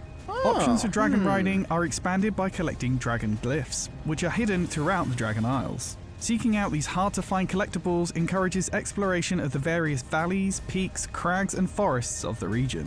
Glyphs unlock new abilities, award additional Vigor points, and help optimize dragon riding based on your flying style and personal preferences. So there's these collectibles in the map. There's these collectibles in the map that you can find, and they increase your mount's abilities and make it able to do more and different things. No, I've never heard of a system like this. I think a game that would have that would be really cool. I think a game that would have a system like that would just be pretty hecka freaking epic, but you know, I've never heard of anything like that. I don't know. I've never heard of anything like that. Fuck, I missed it. I've never heard of a system with collectibles where you could increase your mount to make them better and more interesting. That sounds like that would be pretty cool. Huh. Anyway, this is a mastery point. Super unique and different though, by the way. 4 unique new Dragon Isles drakes are available through Dragonflight, and you choose how your mount looks. From snouts and spikes to tails and talons, the extensive customization options for body parts and armor offer millions of different combinations to make your mount your own. It's not just in how your mount looks that you'll earn bragging rights. In the game's many aerial activities, you can train and excel to earn XP, titles, and loot rewards. Timed races... No, wait, hold on. No, wait, hold on just one second. Hold on.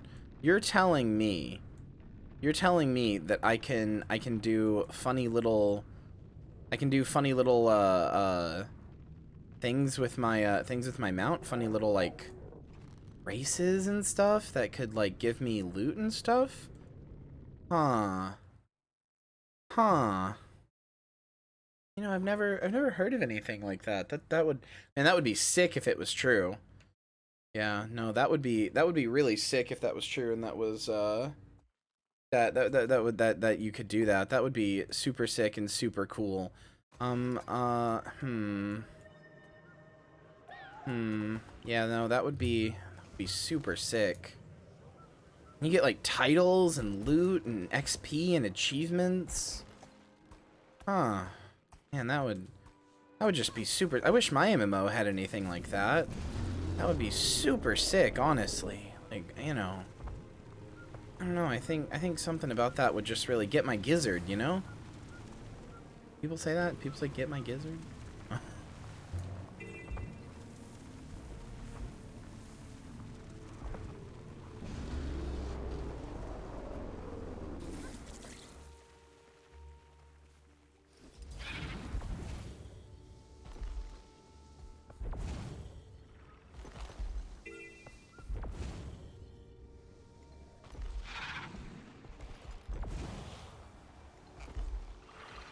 Not like there's any other MMOs to play, right? Yeah, and especially none with other innovative, insane, and cool mechanics like this. No other MMO has insane little mechanics like this. No, not a single one. It's just WoW. It's just WoW. Only they have mastered mechanics such as this. It's just them.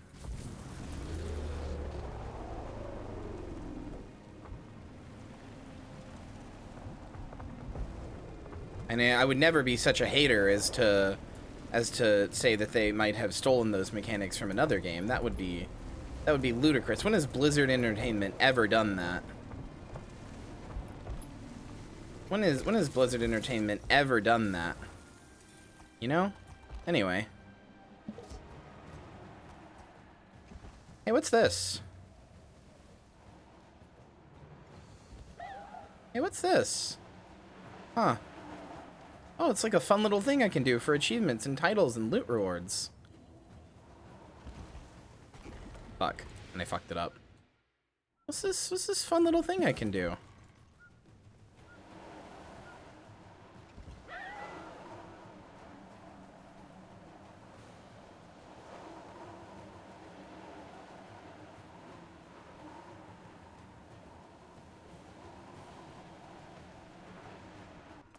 Fuck. Bad. Blizzard might have done something shady. What the fuck? They'd never do that. They're a perfect company who does no wrong. True. Just look at Overwatch.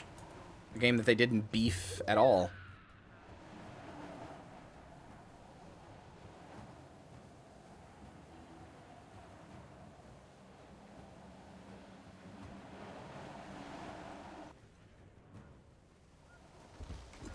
God damn it. I'm bad.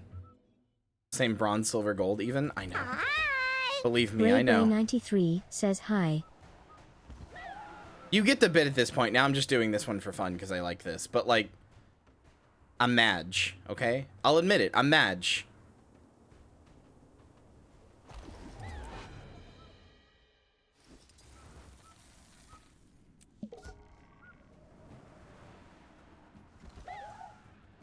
Maybe I'm just being little hater pilled, but like this shit makes me mad. God damn it. I need to stress to get the medal. I mean, I actually want to now. I've already gotten it before, but you do get funny little boxes for doing it. Funny little boxes of loot and Eggsby. Fuck.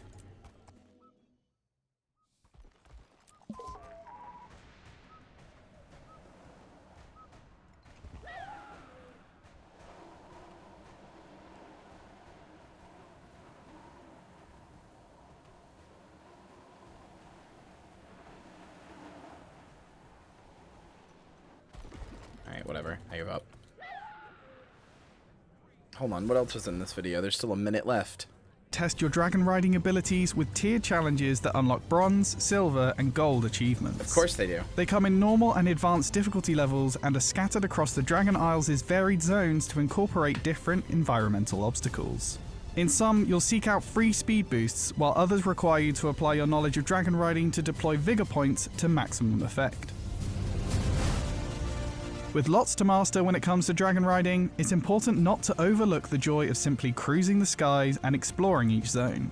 The aerial experience has been revamped to ensure that moving from one place to another is an enjoyable act in and of itself. On your travels, you will visit the tempestuous Waking Shores to aid the Red Dragonflight and will get to experience the Onaran Plains, where the Green Dragonflight face an uncertain future without the legendary Ysera. As you explore the Isles, you'll discover that each of the 4 new zones, or 5 if you embark on the adventure as a Drakthir Evoker, has its own tales and secrets that emerge as the land reawakens and long-dormant threats rise again. Now that you're primed on dragon riding, you're ready to tackle these challenges head-on. Well, listen, I'm sorry. Maybe I'm being little hater pilled, okay? Maybe I'm being little hater pilled, but maybe it also just makes me a little mad, okay? Maybe I am a little hater, okay? Maybe I am, but maybe it also makes me mad, especially when Dragonflight came out and I just saw so much fucking shit about like, oh, this new innovative mechanic that no other game has ever had before. Fuck you. Maybe I'm a little hater pilled, but like, I'm also right, is the thing.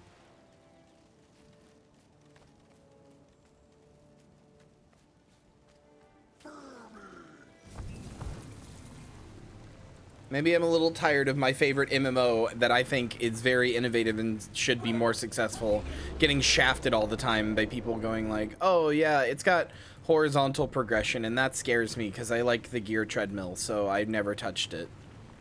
Maybe I'm a little Madge, okay? Maybe I'm a little Madge.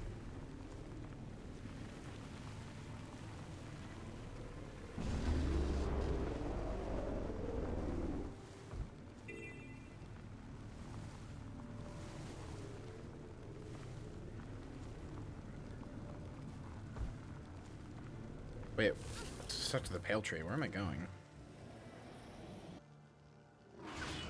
God damn it. You really want to go, motherfucker? My adrenaline is rising. Adrenaline surging. My adrenaline is full.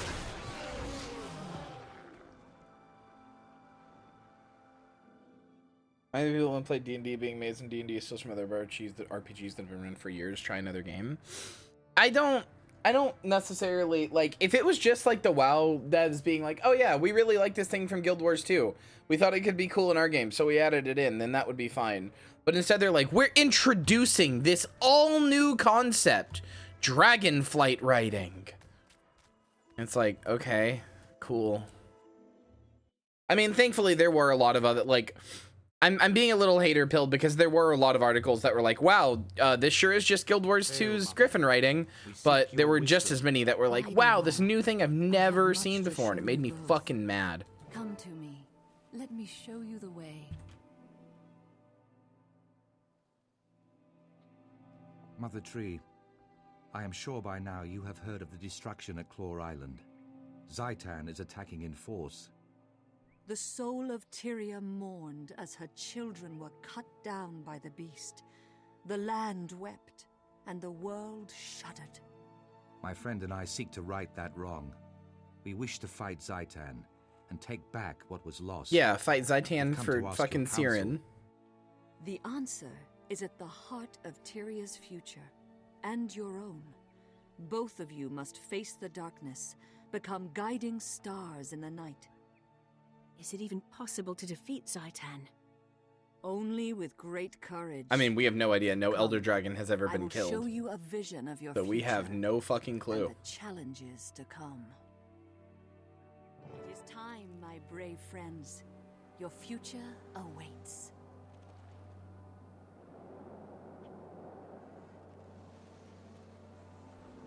Step through the portal into the Pale Tree's vision. Oh, hi, Pale Tree portal. That's a really scary hell portal. How'd you make that? War is a dark and foul place. Even though I have been here, in truth, this vision is unsettling. Let us hurry. The Pale Tree has lessons yet to be revealed.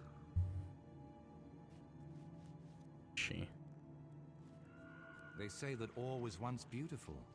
A nation to rival Kryta, Ascalon, and Ilona. The human gods lived in the city of Arar, and the people here were blessed. After the gods left, the humans banded into guilds and warred upon each other.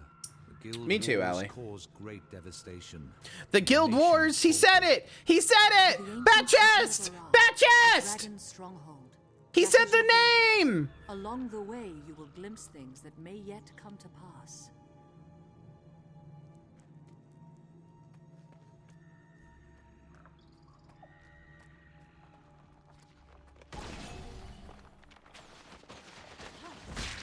Excuse me, why can you attack me in here?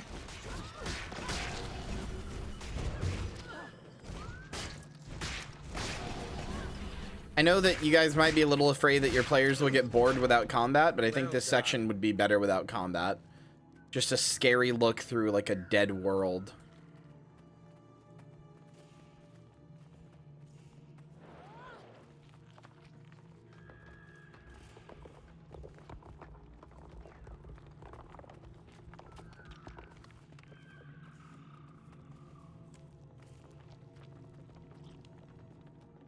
These creatures are formidable. Tougher than the ones at Claw Island. How will we defeat them? Alone, you cannot. But with unity, you will find that many impossible things can be achieved.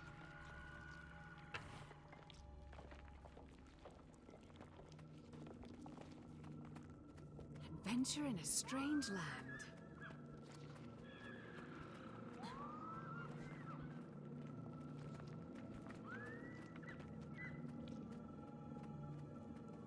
Oh yeah, you guys are saying your character said like stuff when you find new stuff. I really like that the characters. Of Kyria, when Zaitan rose from slumber, the dragon found a long-dead nation and claimed it. The dragon expected the rest of Tyria to be as easily conquered. But we live, and we breathe, and we fight. All races, all orders, and all paths of life stand against Zaitan. The dragon is a fearsome enemy.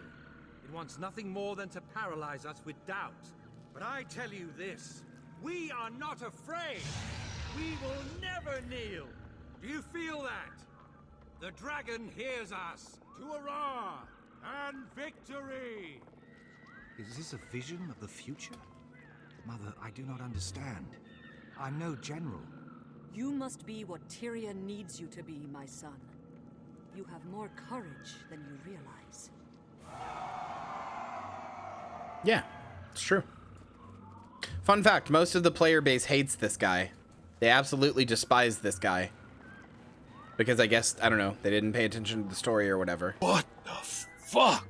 Cursor Mortis just subscribed. Oh, Cursor, thank you.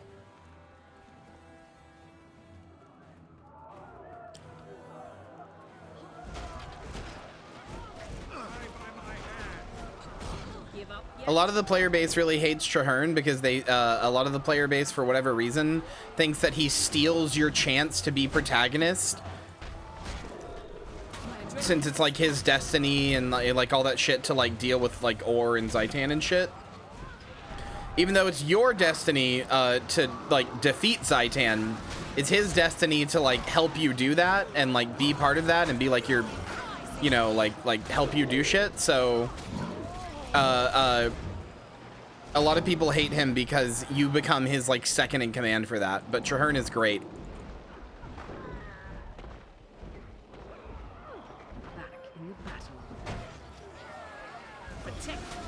People are like legitimately mad and have been at him for a long time that you don't get your like movie moment with him where you're the coolest, best person in the whole world.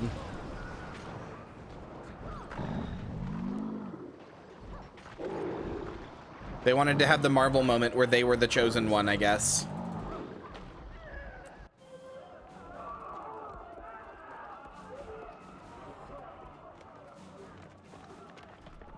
I don't know, that's probably a little dismissive of people's actual complaints, but like I have heard their complaints. I've gotten into extended, prolonged discussions about this, and it's always the same thing. It always boils down to he became protagonist and not me, and it's like, okay, can you not share that role with somebody? Is that impossible? Like, you're still insanely important. You're still like an incredibly important person.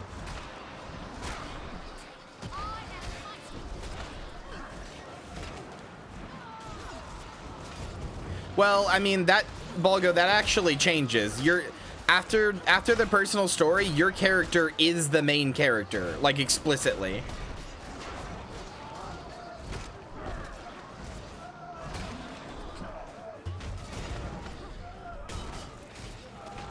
Mainly because your character becomes known as the Pact Commander. So all things can be written around this person called the Pact Commander that also happens to be your player. They basically make a ghost of an NPC that the story can be about, that the player inhabits the role of, rather than like, you know, rather than it being the thing that you said where it's like your character cannot be the main character or a principal character.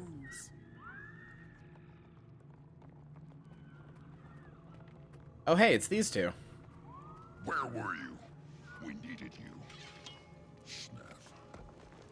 I couldn't protect you. I could still hear him screaming. Someone was going to die no matter what I did. Snaff or my queen. I had to make a choice. Kinda. I would have done the same. Any of you! If the person you loved was in danger, you would have done the same. Destiny's Edge disbanded after their loss against the Elder Dragon, Kralkatorrik. To this day... Oh, I was right when I said it was Kralkatorrik. Nice. I'm smart. I know things.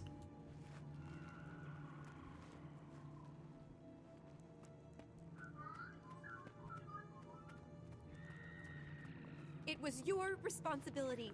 Snaff trusted you, and you failed him. I tried to keep him out of danger. I would have given anything to prevent his death. It wasn't enough. You weren't enough. You should have died Heir instead of him. Logan was called away by his queen. Yet Heir chose to fight the Elder Dragon. They lost. Glint died, along with Snaff, Soldier's mentor and friend. So, Glint is a dragon from the first game, from Guild Wars 1. So, remember that big flesh dragon that attacked Claw Island that I said was named Tequaddle? A world where IB Notchain is in charge of everything. Yeah, you just sent me him. That'd be his name. So dragons can make minions, or can make champions rather. But champions are technically, like, they do have a brain of their own. They're not like dumb or anything. They're not just like big dumb lizards. They are incredibly smart, like, you know, they're like the dragon's second in command, right? Well, Kralkatorrik made a champion named Glint, and Glint was part of Kralkatorrik's thing is like knowledge. So Glint was like a really smart champion. And she actually rebelled against Kralkatorrik because she understood the danger that the Elder Dragons pose to all life just by their existence. She actually rebelled against Kralkatorrik to be with, or to like help the humans, or like the, you know, the rest of the races of Tyria. And Destiny's Edge was like, they were like her chosen guard. But in the battle that Snaf died, Glint also died, fighting Kralkatorrik. So Glint's death, Glint should have been able to help us, like, defeat the Elder Dragons, but Glint's death looms heavy over everybody. Not just these people, but, like, everybody, because it's kind of like losing the best weapon we had against them. So, it's really bad that she died. Like, insanely bad. Also, remember that person that Keith mentioned, Foul Lane? They can't stop arguing. They can't understand that the dragons are more important. They'd throw everything away. I'm alone. I'm tired. Come back to me. If the world must end, let us spend our last days in each other's arms. Yep, Keith is a lesbian. Decisions represent a possible future for Destiny's Edge, should they not resolve their quarrels. We need them to reconcile, if we're to defeat Zaitan. Foul Lane is the queen of the Nightmare Court. So if they aren't to reconcile, then Keith will go back to Foul Lane and join the Nightmare Court, which would be very bad. The Char ravaged Ascalon with searing cauldrons and marched on ore. As hope failed, an Orion named Vizier Kilbron read the lost scrolls and unleashed an ancient curse. The curse annihilated the Char army, but it destroyed ore as well. A cataclysm plunged the nation into the ocean. Everything was lost. Yeah, there's been a lot of nukes that go off in Guild Wars history. Ore was also lost, like much like Ascalon. Ore was also lost because the humans were like, fuck the Char, and like made their whole island go in the water. Whoopsie.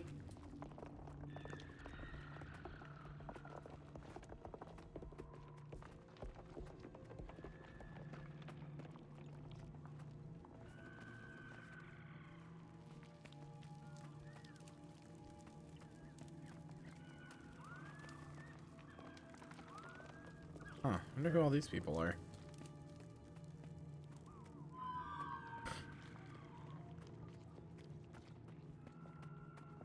Well, to be fair, in Guild Wars, it was the Char nuked the humans, and then the humans went like, rather than let them win again, we're gonna nuke ourselves instead. But at least it'll take out all the Char with us. Which, like, yeah, I guess technically, yeah.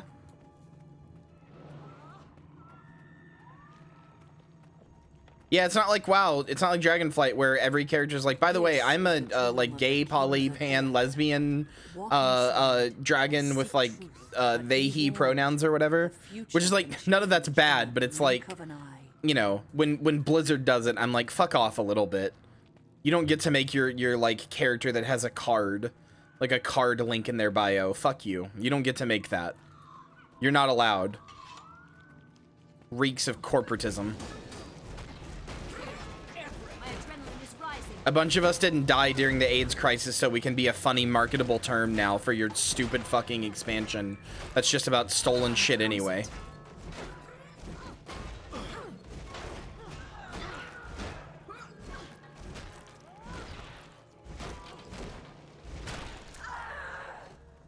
I know some of them are done well. I'm just annoyed about it.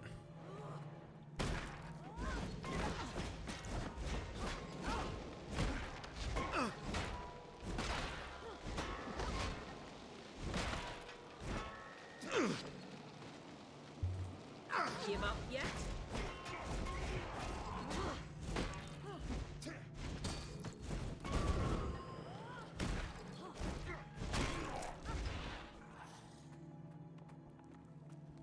Hi, Eye of Zaitan. Such a cool fucking design. Look at this thing. It's like the body of like a guy with like his like ribs flayed open or whatever on like a weird tentacle monster. It's so cool. I love the design of this thing. I should show this to Ivorus, actually. Hold on.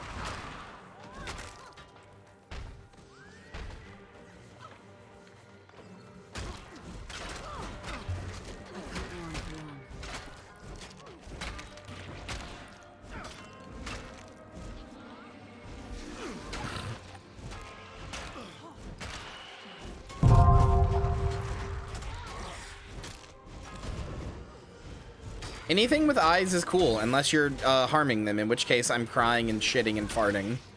Stop that. Shake it off. Maximum adrenaline. You're harming one right now? Yeah, but I'm not, like, gouging its eye out.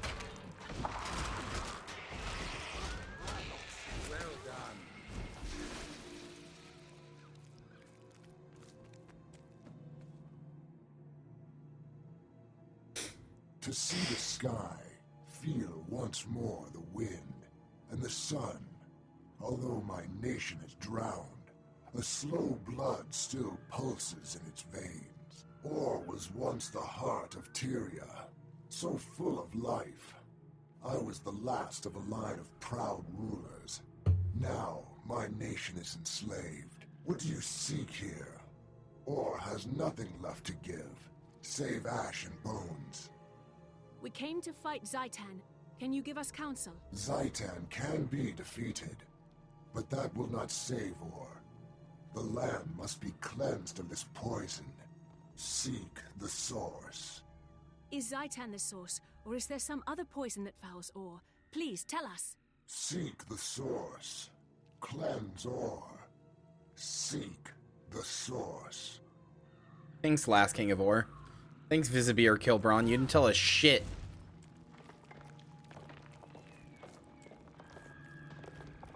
I'm trying Mesmer Greatsword. Don't expect his Y-hander to act like a sniper rifle, but I'm having fun. Yeah, you shoot magic beams from them. It was Zaitan, the elder undead dragon that pulled Or from the depths. The massacre of Or gave the dragon fertile ground to create its horrific army. Zaitan's power does not end here. In slaughter, its army grows stronger. Claw Island was just the beginning. The dragons are destruction. They will not stop until all life on Tyria is destroyed. You're correct. Kinda.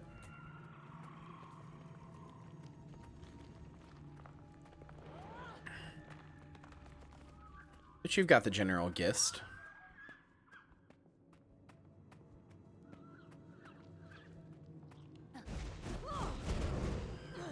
But yeah, I'm a big fan of the fact that Kaith is just a lesbian.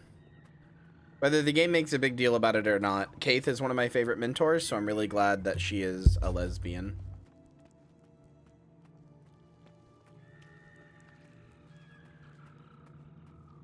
From what I know of the lore from being a level 42 Norn, the dwarves are extinct as flesh and blood race, but a good chunk of them still live as stone. The dwarves are not extinct, but all of them are underground fighting off Primortis's dragon or destroyer minions.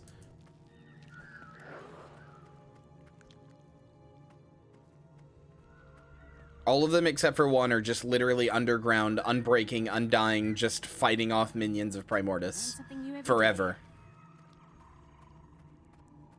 Engaged in a literal constant unending war.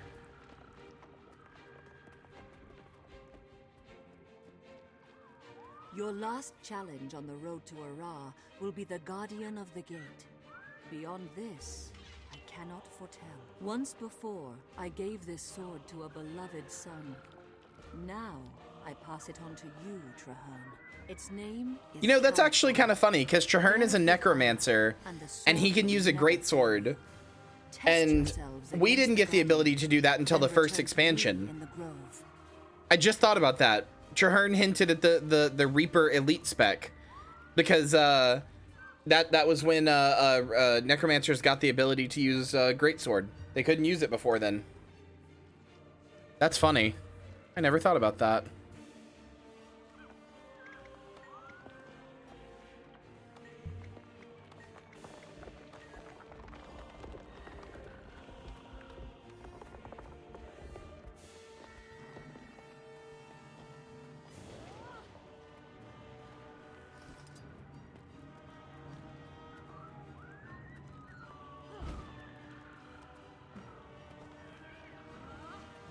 I have a toy that I can use for what's called Costume Brawl, but it has a run that's actually just really good for like going forward. Hi, Gate Guardian. For great justice.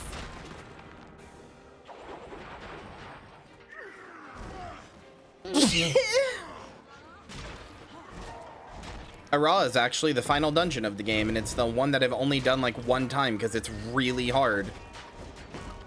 And it's hard to get people who will finish it. I am full of adrenaline. Shake it off.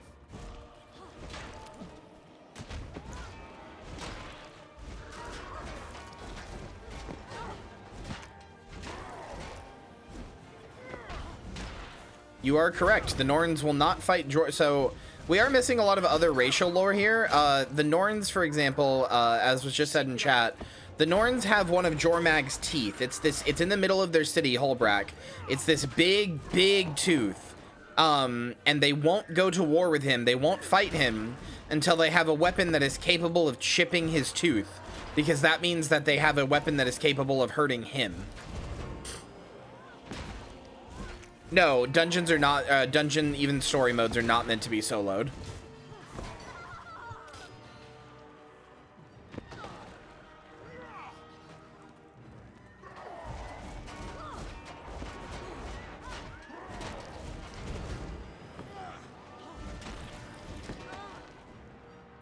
Shake it off. My adrenaline is rising. Also, somebody asked earlier. Yes, Glint is a legend that you can channel when you're a herald, because she's dead, and herald has the ability to channel dead heroes from the mist. The mist is weird. You only go to the mist when you die. If you die as like a hero, it's weird. But if you die as like a hero or like of some like notable worth, kinda, you go to the mist. And Glint definitely died a hero. So. Remember what you have seen. Speak with me, and I will guide you. Ors had all hope stripped from it. To confront the dragon, you must first overcome your greatest fear, lest you be consumed by it. Tell me, what do you fear, Rose de Terra?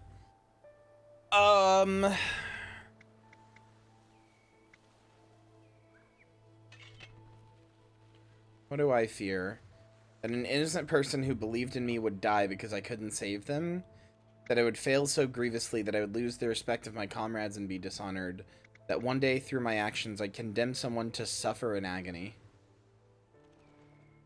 Yeah, probably that one. These are heavy questions. Christ. Your heart is courageous, but also kind. Hold fast to that, Rose. And remember that mistakes can be repaired if you are strong enough to face them. To know the future, even the mere possibility. Were some of the story missions originally group quests? Just are you in Living World Season 1? Because yes. But only for Season 1. Mother?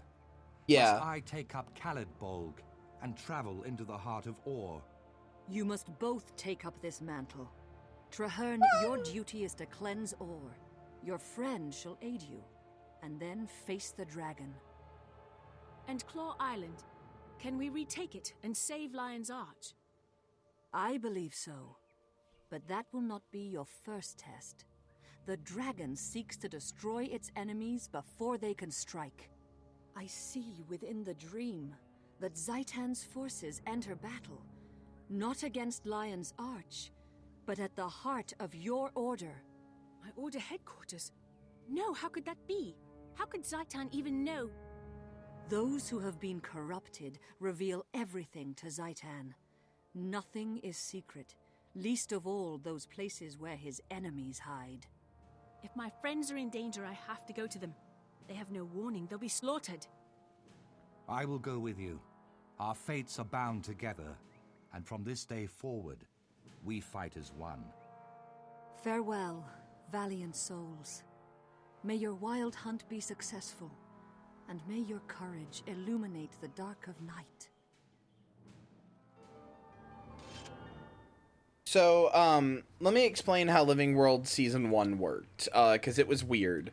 So, this thing right here is the story journal. This is how you control what story you're playing. So, you can't replay any of the personal story, but it does show you where you're at in the personal story. But also, if I wanted to, I could just click on, well, I'm not level 80, but if I was level 80, I could just click on any of these and just like, I've decided I want to play Heart of Thorns, the first expansion. So I would just click a button here and instantly my story would switch to that and it would like act as though I had done everything beforehand. It's a really cool system. means you can go back and replay stuff. It means you can just skip ahead on like if you wanted to make a new character, boost them to the 80 and then skip ahead to the new expansion, you know, because you wanted to try it with that class, you could just do that. That's fine. You know, and it just assumes that you've seen the rest of it. This is a new character. Yes, this is a new character.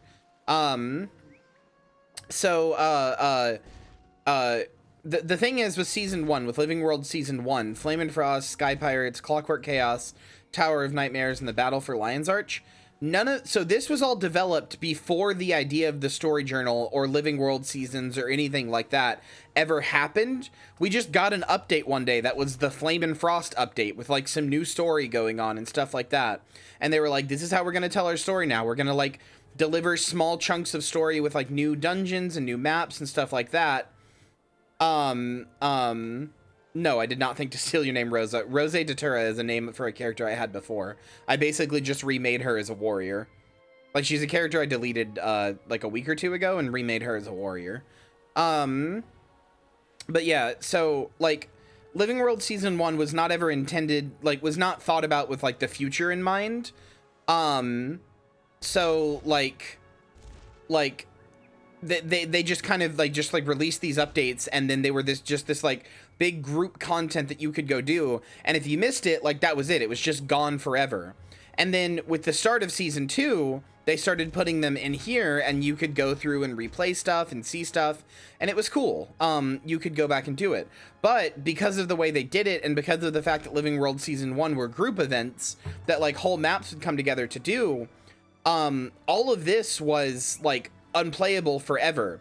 And in fact, for a very long time, after you finish the main story, for Living World Season 1, you would just get a thing that was like, go talk to this NPC and they'll give you a cutscene that explains everything that happened in Living World Season 1, and then you move on to Season 2. And that was how it was going to be forever. They were like, we have no plans of, because of the way it was done, we have no plans of making Living World Season 1 playable. It's just, it would be too hard. We can't do it. And then last year, out of nowhere, they were like, hey, fuck it. We're making Living World Season 1 not only playable, we're like slowly redoing all of the content from scratch, like not like voice lines and stuff, but like remaking whole instances and everything from scratch to make it playable. We're also adding achievement rewards and categories for it, and it'll be free to everybody. Because the way that the Living World Seasons work is that if you log in while they're, like if you log in even once while they're going on, you just get, like, if I log in while Gates of Maguma is going on, like the Gates of Maguma Living World Season 2 update, I would just get get that forever. Distortion Sprite just thank you for the resub for 4 months. Oh wow, 4 months. Poggies.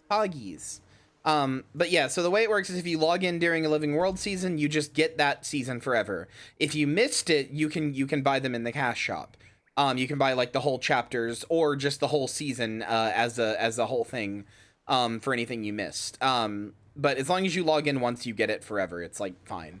But Living World Season 1 is free to everybody, and they took like a year to do it because it was a lot of stuff they had to remake, but they remade the whole thing playable from scratch, and I am so fucking excited about it because I was here when all of this shit was happening.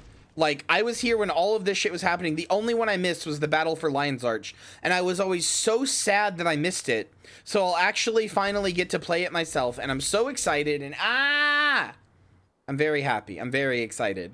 I cannot wait to, like, I haven't done this content in, like, 9 years. I'm so excited to go revisit it and see it again.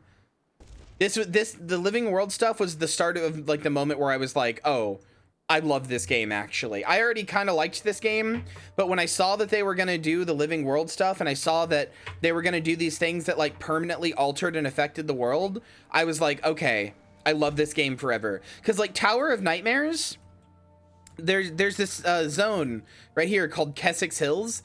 It used to be this, like, really nice, pretty, like, zone with, like, this big lake in the middle, right? This big lake in the middle here. And then the events of Living World Season 1 Chapter 4 happened, and it got fucked up, like, permanently. And to this day, it is still fucked up. It's like still messed up. And I love that. I love that the world has changed permanently in response to the events of the things that have happened. Even though I kind of rag on it, I love that Lion's Arch is different. I love that Lion's Arch is a different place, because at the end of Living Worlds Season 1, it just gets fucking destroyed. It's just gone. It's called the Battle for Lion's Arch for a reason. You lose. Like, you ultimately win the fight, probably. I don't know, I've never actually done it. But, like, you lose Lion's Arch. It has to be rebuilt, and that's fucking cool. I love that the world actually responds to the events that happen. I love that, like, in the story journal, you know, it says this shit happens in 1325 AE, and, like, the Battle for Lion's Arch happens in 1327 AE. I like that there's a genuine, like, movement of time into this world. Like if you go to End of Dragons, it is 1336 AE. Like, people will talk about the fact that it is that year, like, or, you know, they'll reference, like, oh, that event from 10 years ago, and they mean literally 10 in-game years ago. I love that shit. It owns. It's so good. It is one of my favorite parts of this game, that it actually responds to the world.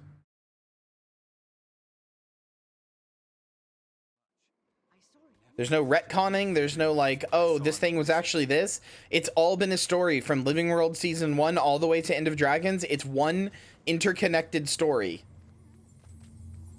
There is shit that is still, shit that is still being referenced from Living World Season 1 all the way in End of Dragons. There's a specific boss that I'm thinking of that I know for a fact is in End of Dragons, and she came from the events of Living World Season 1. Like, that's where she, like, gained power initially. It's so fucking cool to me. I adore it.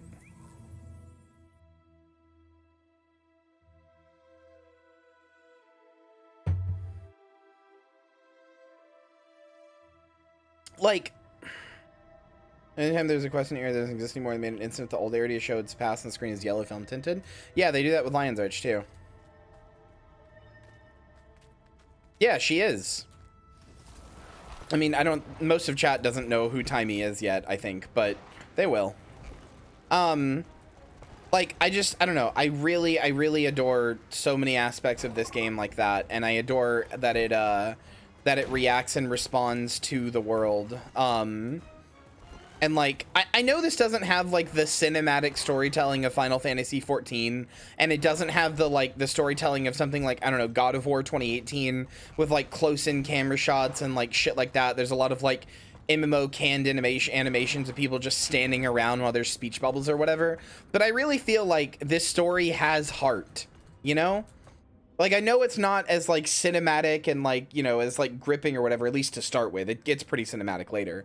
But I know it's, like, not as cinematic and as gripping as something like, you know, some more, like, cinematic games that came out later. But, like, I genuinely think this story has a lot of, like, heart and fun to it. The Derman Priory is overwhelmed. We'll have to fight our way in. The scholars need our help. We need to gather everyone we find. Build a fighting force as we head in. Good idea. Be cautious, Magister. These Orions are fueled by the dragon's hatred, and it is strong right now. Don't worry, my Shows how much love the devs and writers have for this game, because you don't get this sort of care in a game if the people making it didn't love it. No, the people making this game love this game. 100%.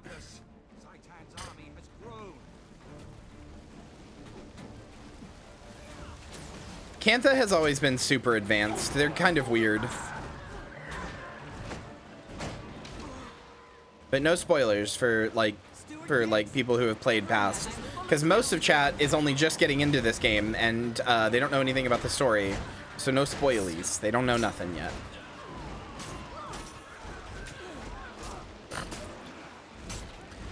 Well, Magister is a rank that you have to attain.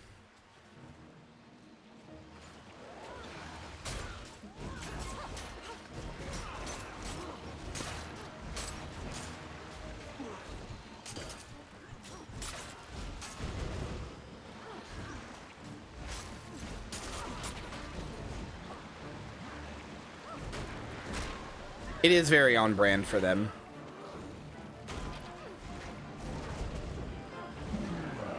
Holy shit, there's so many Priory Arcanists here. What the oh my god. Hello? What was that? They just shot a fucking gun. They just shot a big ass gun. Hi, Gix. It's overloading. It's going to explode. Ow. Well done. Oh, hi, Wynette, fair-haired. Hi. Hello. Hi. Hello. Ma'am. Hi. Do you know if I put my weapon away, I'm at perfect titty second height? Do you know that? You know that, ma'am? Were you aware of that, ma'am? Hey, can you fuck off, dude? Hey, Priory Arcanist, can you fuck off? You're macking on my girl? Can you leave? You're kind of I'm literally squished between you and her. You're kind of cramping my style a little bit. Can you fuck off? All right, thanks. Hey. Brother. Motherfucker. Fine, whatever. She's your girl. That mega laser boat was gigantic. Steward Gix, you all right? I'm fine. Poor, brave scholars. Our explorers fought well, but we were no match for the Risen. More undead are coming. What can we do to defend against them? Go downstairs, to the vaults. Defend the research teams. They can help us raise an appropriate defense. Break out the emergency weapons supply. Tell them to gather every obscure invention and ready every inscrutable device. We are not giving up. Once you clear the undead out of the vaults, get back up here. My magic can only hold back the Risen for a short while. We'll hurry. Do everything you can, Steward Gix. Just give us time. Ha! I am a genius!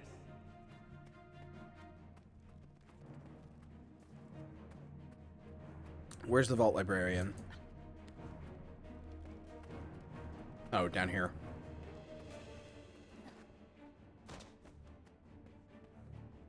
I didn't actually realize they had a vault.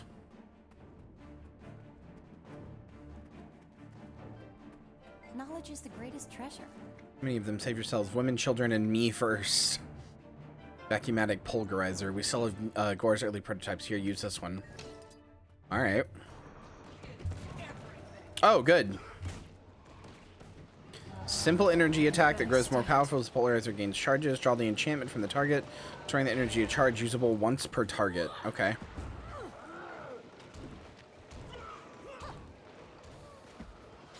Come with a cone attack using all stored charges. You have 2. Knock back your foes with the kick. Adjust from suck to blow, knocking back 3 targets. Okay.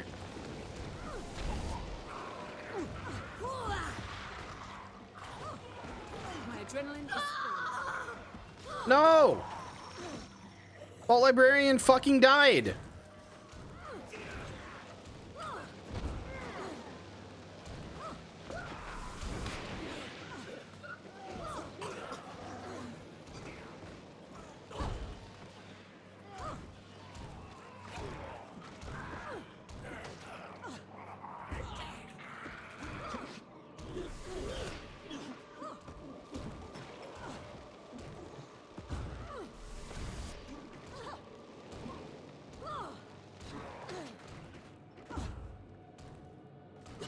Get fucked, idiot.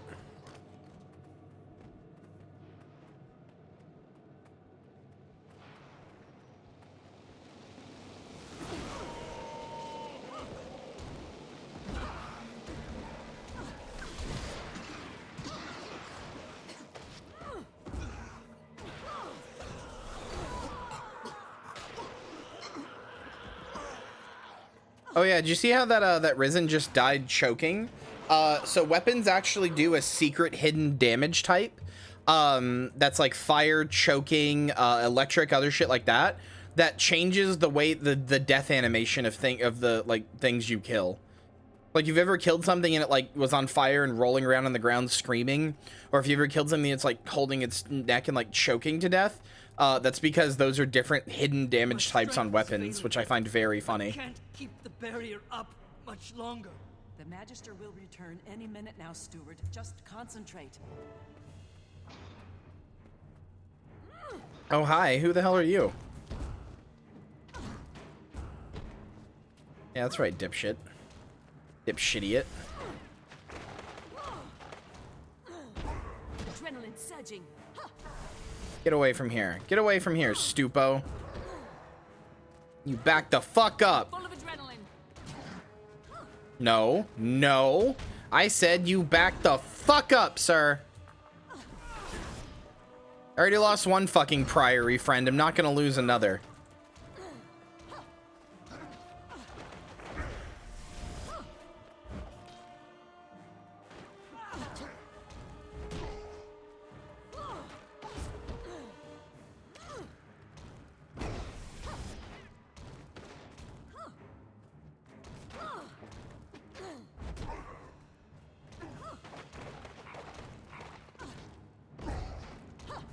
Alright, you know what? Fine. Fuck this. It's taking too long to kill you with this weapon. Shake it off.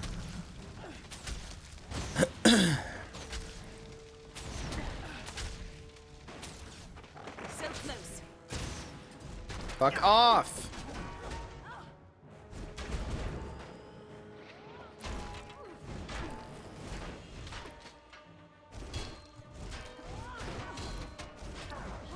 And he will not stop attacking Gix for the life of him. There we go. Now he's attacking me. Give up yet? Building adrenaline.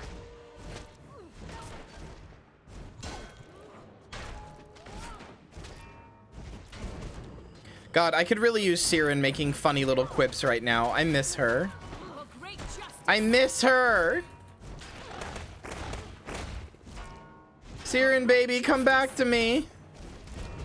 Daddy Long Dick is back in town. Siren, please.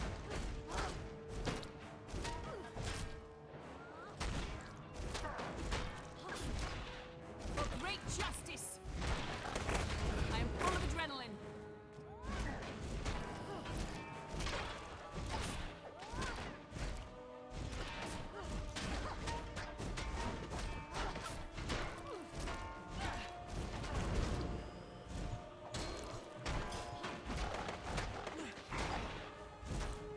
For great justice.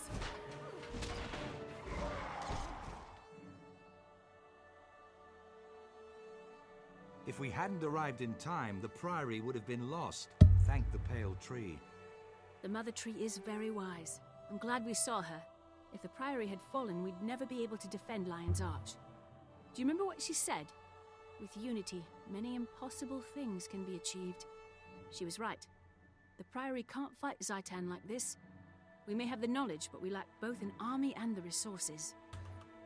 We can't have that kind of peace-loving, low-down poltroon talk. Did the Risen strike you on the head? We cannot give up the struggle. Steward, the other orders of Tyria share our concerns about the dragons. The Priory should contact them and divulge information on all. Terrible idea. The Order of Whispers are underhanded backstabbers, and those brainless warmongers in the Vigil are even worse. You're wrong, Winnet. They simply have their own ways of fighting Zaitan. Both would be staunch allies in this war. Perhaps you're right. The fact that Zaitan could strike at the Priory's heart shakes me to the core. I trust you, Magister. And I trust Traherne. Go to the other orders. Set up a meeting. Tell them that the Dermond Priory respectfully wishes to negotiate terms of accord. Let's go, brother. We're making the pact. I'll do everything I can. We're making what you might call a fellowship.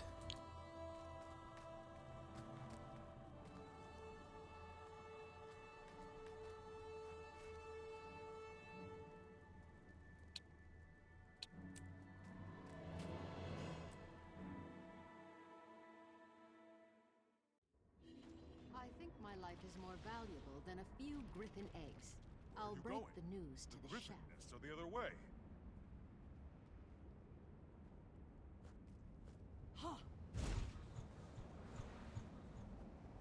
They should have rings to commemorate this fellowship? Nah. that sounds fucking stupid. Join at the gathering on Claw Island Pier. Going back to Claw Island.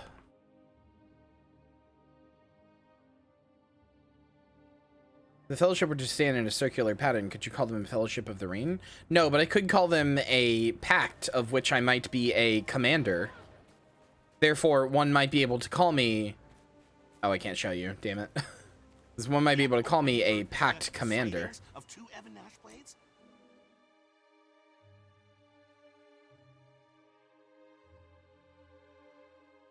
Hi, old Lion's Arch concept artwork.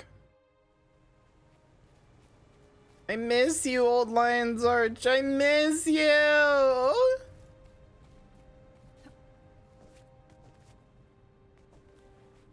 So, I see Gix stumbled out of his library, and the Preceptor crawled out of her hole. I see you're not letting rationality get in the way of your ignorance, Almora. How predictable. Who are you calling ignorant, you twitchy little bookworm? Wonderful. I see we're off to a running start. The Order of Whispers needs allies, not infants. Cool, everybody hates each other. Enough bickering, all of you. Our real enemy lurks across the waves.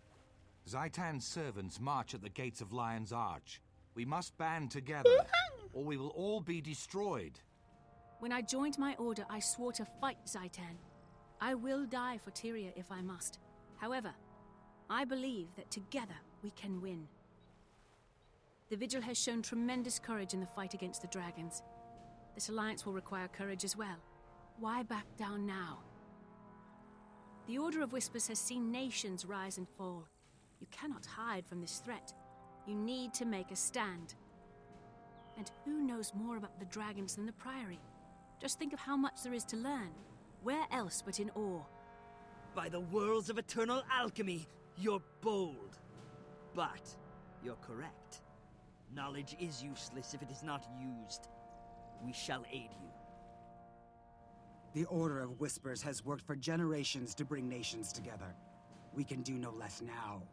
Our blades are yours. Yay, my little speech worked. My gay little Vigil speech. fears nothing, not even ill-tempered, undisciplined louts like these two. We'll join, but I insist there's a decent hierarchy. Who will lead this compact? Logic dictates that it cannot be a member of any of our orders, lest one be seen as above the other two. Quite a conundrum. So, who's the only person who's not in any orders?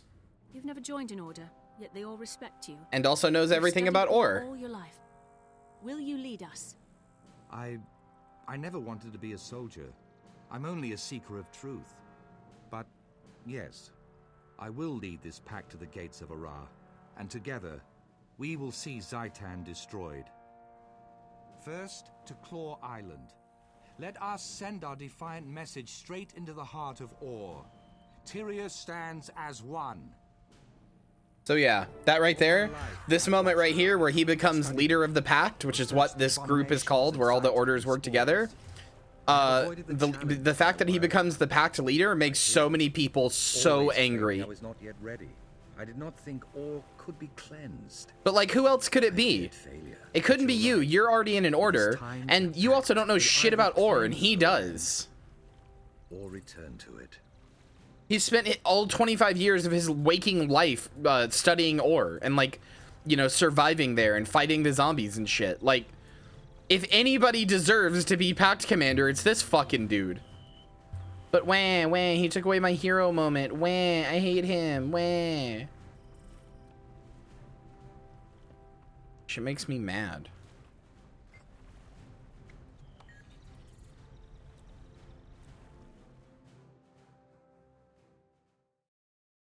That's like the reason. That's it. People hate that I mean, I kind of understand it a little bit more if you're not a Sylvari, since he comes out of nowhere and is like, you know, he comes out of nowhere and then suddenly he's pact leader, and it's like, well, wait a second, who's this guy? But like, come on. Even without, like, even before this, you know, he shows up at the Battle of Claw Island and becomes the leader at the end of this in Retribution. That's like 5 quests where they just keep telling you like how much he knows about Ore and how important he is and shit. Like,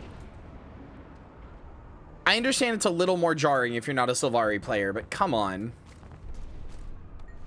Upper deck, Order of Whispers fellow Durin has them guarding some specialists. We better get up there. Okay. Ah, our company is complete. Now that we're assembled, we can begin the briefing.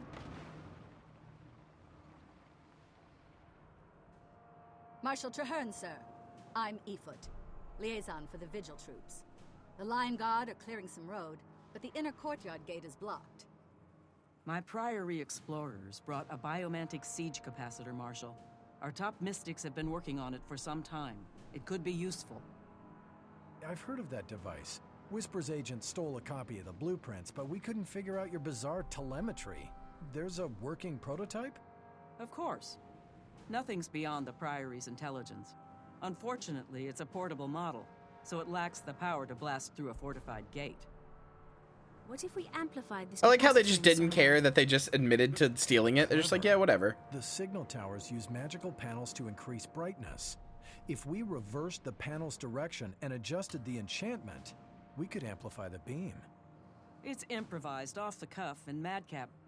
But you know, it just might work. Still, there are far too many undead between here and the signal tower. Leave that part to me. The Vigil may not understand your boo-boo-matic wheeze calculator. You're an Asura! What do you mean, boo-boo-matic wheeze calculator? Commander Efoot, move out.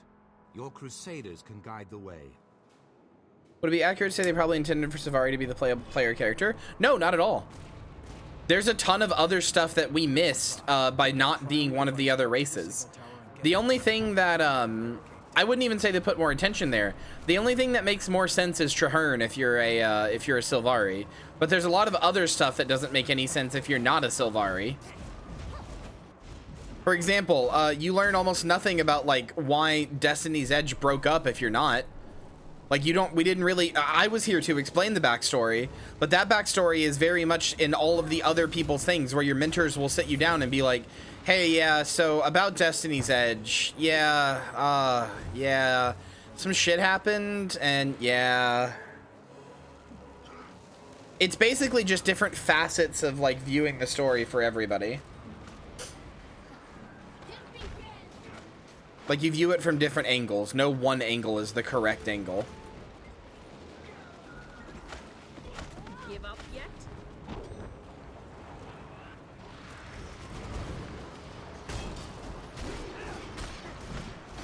Yeah, Erstegalkin feels terrible about it, so she tells Norns a lot about what happened. Humans learn a lot about how, like, you know, the race of humanity and how they, like, have, like, nothing going for them. And how, like, how much they have to fight to just survive because they have one city left.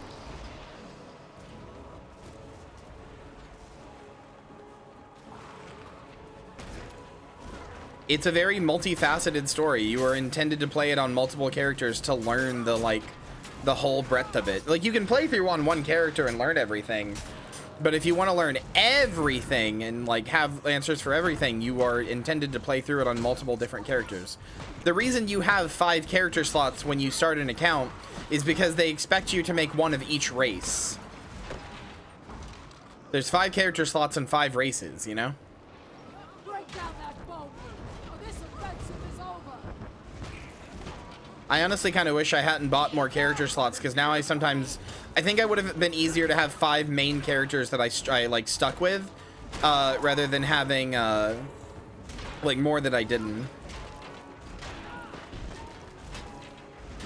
Or rather than having one of each class. I wish I had just picked 5 classes and stuck with them.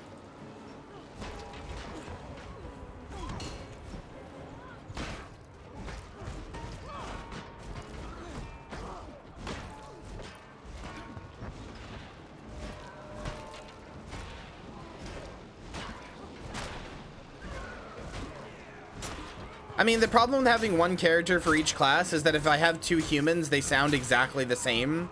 So, like, you know, it's like if I have 2 human females, it's like hard for them to feel like they have a distinct personality between each other, since they, like, the human female is a distinct personality, but if you have 2 of them, then they don't necessarily have a distinct personality. I don't know. I wish I had just kept my little cavalcade of five homies and stuck with them. Like, if I could take off the extra character slots, I probably honestly would.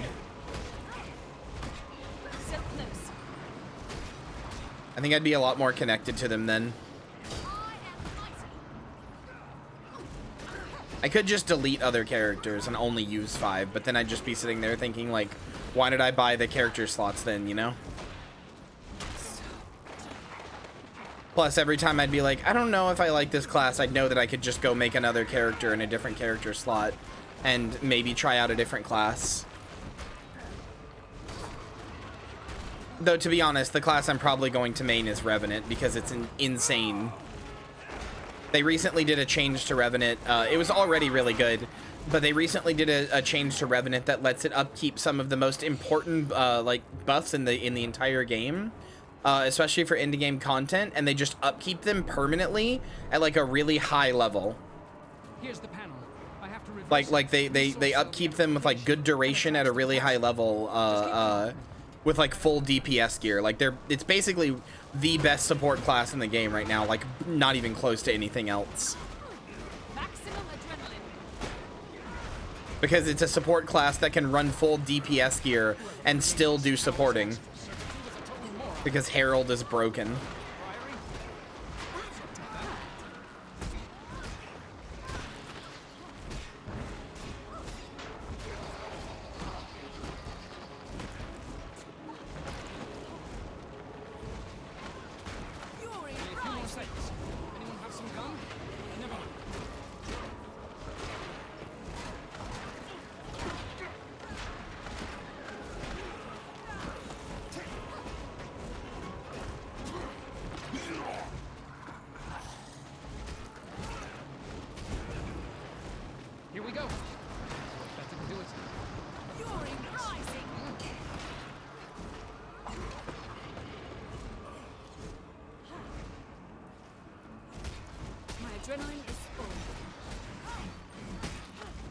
Well, to be fair, the legendary armory, like people who made multiple legendaries did just get to put them into the legendary armory. Like if you made 2 bolts, that's fine because now you can use 2 bolts when you equip them from the armory. Because if you only have 1, you don't get to dual wield bolts. At least as far as I know.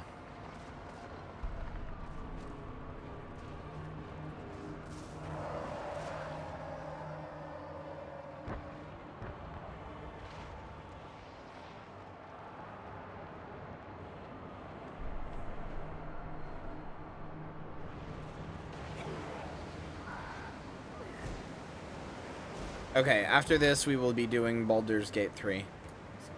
Yeah, the legendary armory is a thing. So when you make a legendary, you actually lose the item. It goes into your legendary armory, so you can't like sell it or anything anymore. But the legendary armory lets you equip it on any character. Like it becomes like an item in like a permanent backpack that like you don't have access to from your regular inventory. But it means that it can be equipped on every character. You don't have to like transfer it between characters. But like you don't have to transfer it between characters or anything, and it can be placed into like different or it can be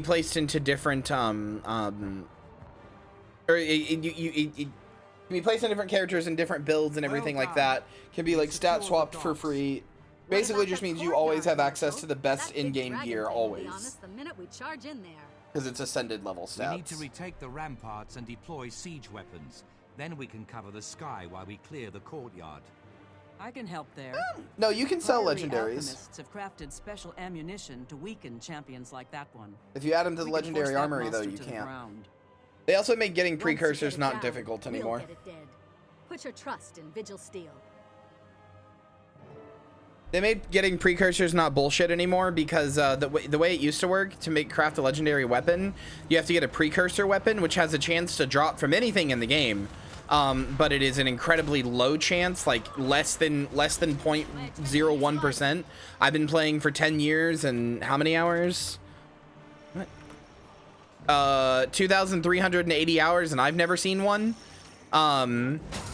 I know people who have been playing for 20,000 hours and they've never seen one. So, you know, but yeah, like, the only way you could get a precursor before was to either get insanely lucky and get one from a drop, or,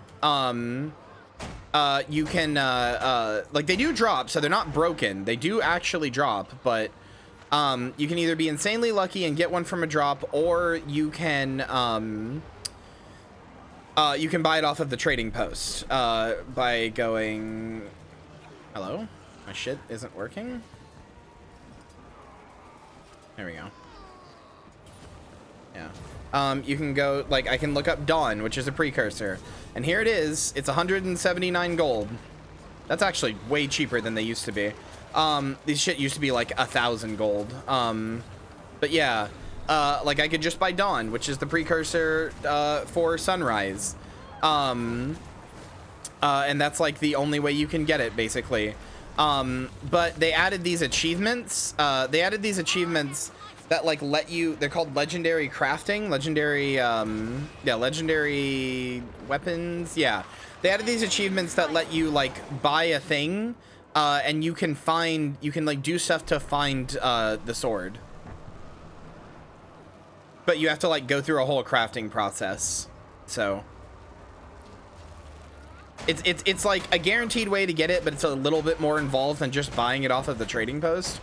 And to be honest, 100 gold is like a lot, but also not a lot if you know how to get gold, and it's not that hard to get gold. So I'm gonna be honest, as soon as I saw that Dawn price, I was honestly sitting there thinking like, damn, that's actually pretty cheap. I should get one of those.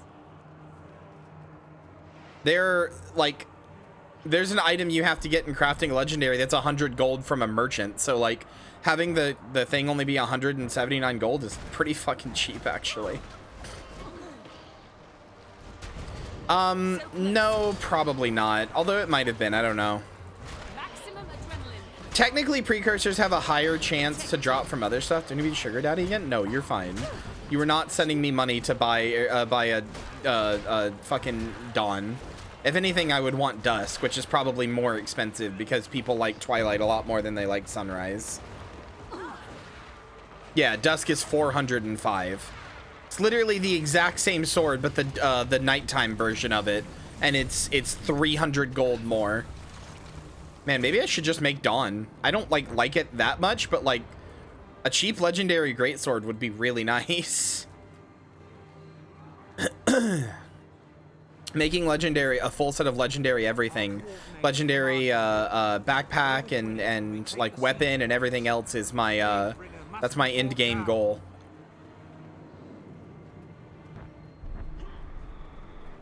Also, can I just say, seeing Traherne like lead these people around and actually come up with good ideas and stuff, is great. Mimo grind is harrowing. It's actually not as grindy in this. Work to do here. Like, it's still a grind, don't get me wrong, but it's not the same type of grind that you might think. You don't just like farm one mob for like drops of a thing. It's mostly just doing meta events, which is like, so level 80 maps have things called meta events where, made my bones ache. I don't know what Vial of Sands is. In this, you basically just, to make money in this game, you just do things called meta events. So level 80 maps will have these things, where these map-wide events that like you know, go over the whole map, and there'll be smaller events in the chain, but they're like these huge events. They usually take anywhere between like 30 minutes to an hour, and they give you like some really good rewards, and the rewards from that can be sold on the trading post for really, really good money. Like you could easily make like 10 gold from one meta event, and that's like a low roll. Meta events are really, and like the thing is, the more you do meta events, the like more rewarding they become, because like in the first expansion area, Verdant Brink, for example, there is a day and night cycle in that map. I mean, all maps have a day night cycle, but the day night cycle in that map matters. During the daytime, you build up uh-oh, can I get back up? Oh, I can. Okay. During the daytime, you build up like supplies against and get ready for the nighttime, and at the nighttime all of these bases that you build up, these 5 different bases get attacked, and then at a certain point, these really big bosses spawn. And everybody has to coordinate to defeat them all at the same time, which is a really big thing with meta events, is like defeating everything at the same time. So that there's some level of like group coordination and it's not just like totally brain dead easy. And it's this really cool event and it's really fun. And one of the big things about it is, this is how most maps with meta events work. You get, as you do the event, you will get these things called, they're actually in my inventory as a currency. You will get these things called, if I have any. Yeah, these things, packed crowbars. I don't have any right now. But you will get these things called packed crowbars. And while you're on the map, around the map, these little treasure chests will spawn that can only be opened. They're like vials of like airship parts or whatever. They can only be opened with packed crowbars. And they have a chance, the things that they give you sell for like a good bit of money. So the more you do the map, the more that you get packed crowbars, the more things you can open. Eventually, the amount of packed crowbars you have will overtake the amount of like things there are on the map if you keep doing it. So literally, the more that you do it, the like more rewarding it is. And personally, I think that system fucking owns. I love a system that rewards you for playing it more and more. And like I realize that like, you know, oh, the MMO wants you to keep playing. What a shocker! But like, you know. I'm just a really big fan of like, as opposed to just a harrowing grind where you have to kill the same enemy in a specific spot for 20 hours, you get to do this actually fun like event with like, you know, different things and different places to go and stuff like that. And the more you do it, the more rewarded you are. So if you really like, if you find like an event you really like doing, you can just keep like, you know, like that you find really fun or visually interesting or whatever, you can just keep doing it over and over again for good money. And I think that fucking owns. Maybe I'm just a silly little biased gremlin, but I think that's really fun.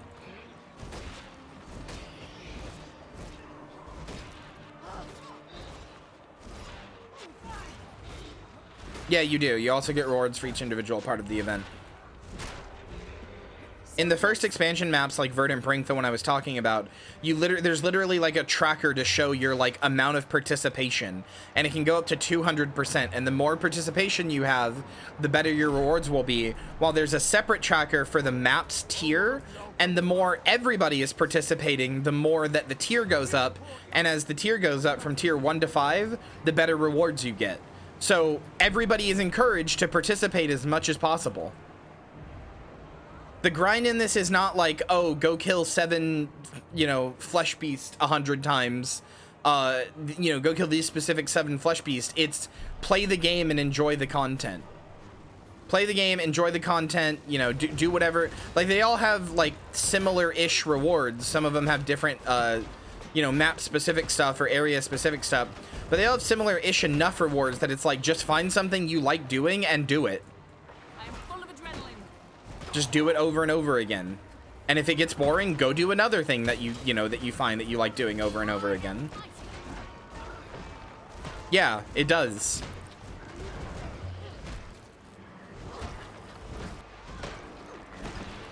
It's one of the reasons I love this game, is because it is a game that, like, ultimately Guild Wars 2 is a game that deeply respects your time, IMO. It is a game that's like, oh, do you only have like an hour to play? Okay, well, you can run this meta event twice and that'll get you like 15 to 30 gold, and that can just be like your account progression for the day. It's never like, oh, you have to do this one specific thing and it sucks and it's boring and it's unfun and this is the only way you can do it. Like any item that you can get almost always has multiple ways to get it. For example, if you want to craft legendary armor, you have to get a thing. Do I have any in here? They might not be in here. They might be in my crafting area. No, you can get a thing called legendary insights. These things right here. Legendary insights are needed to buy a thing which you craft legendary armor with. But legendary insights were originally, they could only be gotten by raids. And raids in this game are like, they're hard. Don't get me wrong. They are in-game content. but they're not like so hard that you should be like massively intimidated and think you have to go in with like the best skills and the best stuff. Like if I got 10 of us together, I bet I could put us, and we were all level 80 with like, you know, exotic gear, I bet I could put us through a raid, no problem. It would not be that difficult. You just have to have people who are interested in playing like a little well. Or you're not even playing a little well, just like listening to directions, really. But like, so legendary insights can only be gotten by raids. So to make it so that people who didn't have to, or people who were afraid to do raids or didn't want to do 10-player content like that, they made smaller versions of raids, somewhere between a dungeon and a raid, called a strike, which are 5-player content. They're like 5-player boss fights that are like about as hard as a raid, but they're like smaller scale because they're 5-player. Blightgas the Plaguebringer, that's this thing's name. Anyway, they made strikes, and guess what you can get from strikes? Legendary insights. So it's fucking cool. Like, no matter what you want to do, there's just almost always going to be like 2 or more options to like get the thing. So if one option doesn't interest you, you can do the other. And you know, if both options don't interest you, then yeah, I guess you're shit out of luck. But like, you know, it's more than like fucking WoW gives you. WoW is like, oh, you just have to do this thing this one way and no other way, sorry. How do they compare to fractals? I would say strikes are about as hard as like high-level fractals. But high-level fractals already require a lot of dedication anyway, so that makes sense. I wouldn't say they're as hard as like mid-level fractals though. Like the more common like mid-tier fractals that people do.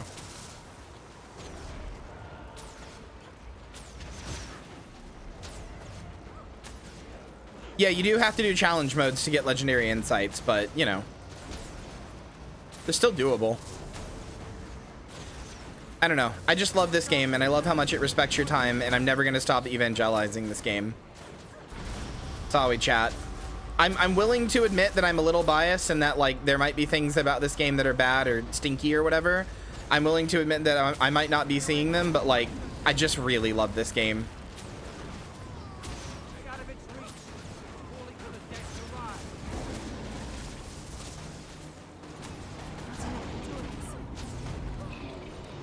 I try to keep my bias in check when I talk about it because I know it's not for everybody, and I know there's like legitimate, valid complaints about the game and stuff like that, but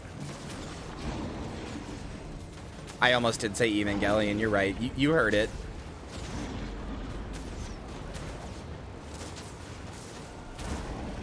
Yeah, they are adding a way to get legendary armor in the new expansion from just doing like open world PvE stuff.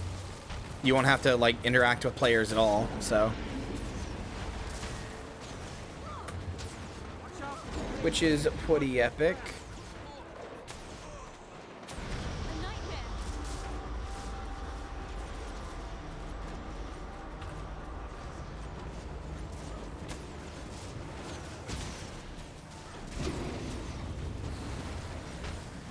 However, personally, I would like to do raids. They look really fun. They do not look that hard. I just have to get 10 of you to want to do them with me. Or, well, 9 of you, I guess. But they legitimately do not look that hard.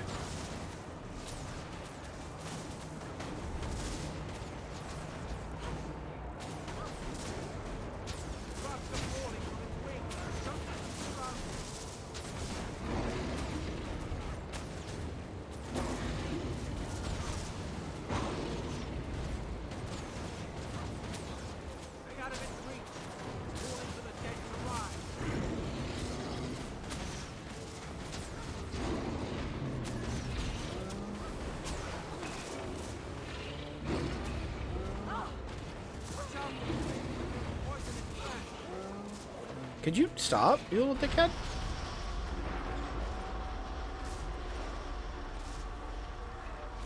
Fuck you, Blightgas. Tequaddle's cooler than you.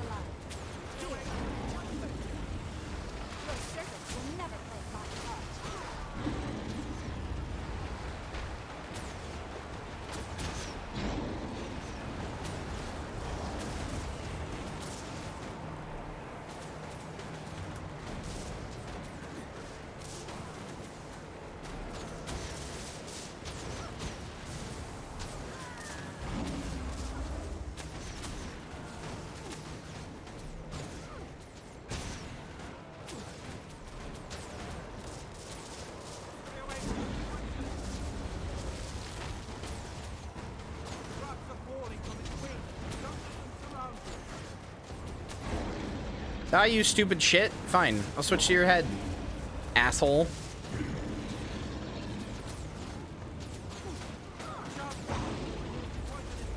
This is the power of the pact, you stupid motherfucker. Die! What happens when we work together?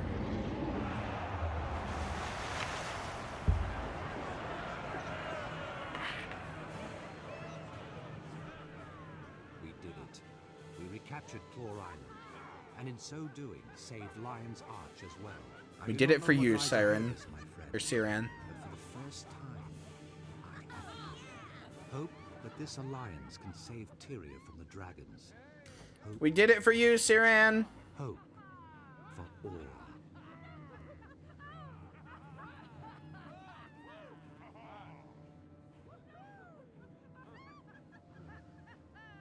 We wouldn't have won this battle without you.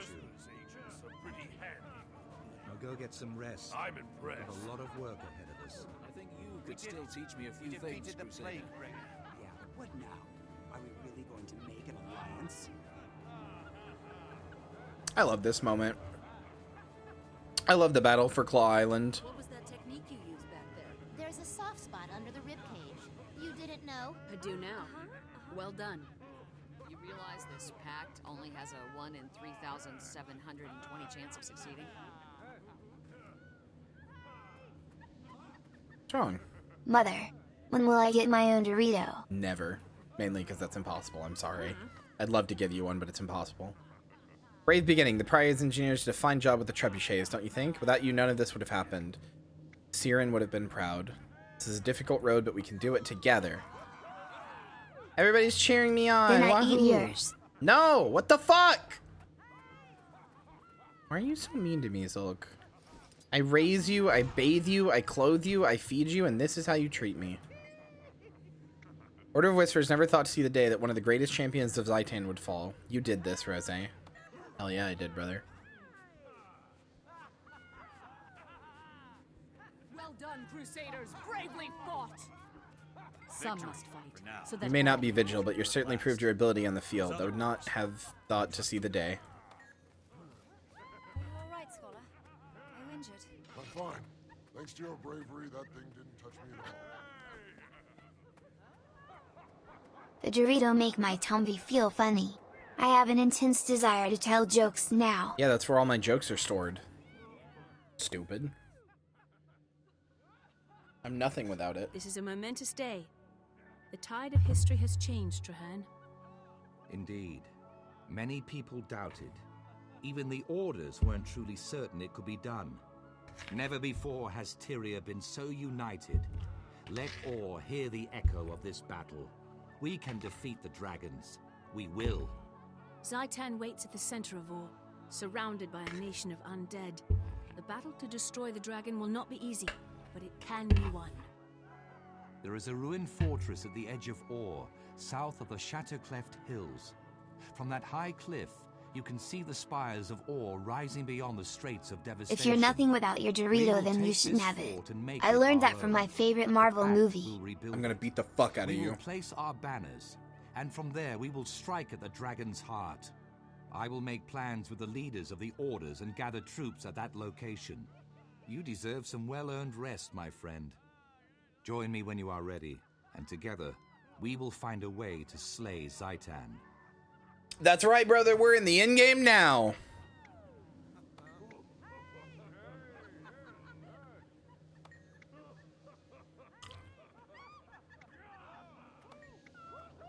Your place is here at my side as second in command of the Pact. I need you to help me keep all three of the orders Remember unified. that with great Dorito comes great responsibility. Do you have a suggestion? We are three groups coming together as one. How about Fort Trinity? Let's go. Perfect. Now I must gather our resources and organize the troops to march south the coast of Orr. I'll meet you there. Wahoo! We're in the end game now. Let's go.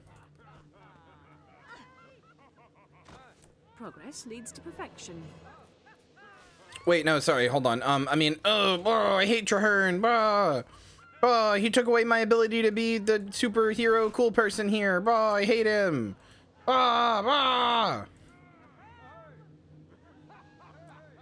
Hate him, hate him. Bad stinky man, brah. Angry. Am I doing a good job of being your average video game player base yet?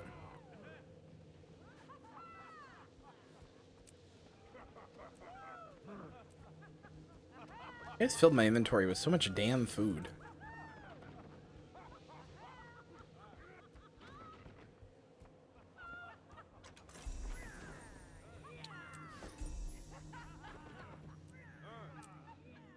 Probably both bad and stinky. What?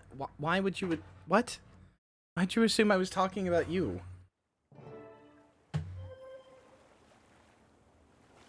Okay. All right. That's enough Guild Wars 2. I'm gonna go get some water, and then it's time for Baldur's Gate 3. 1 second.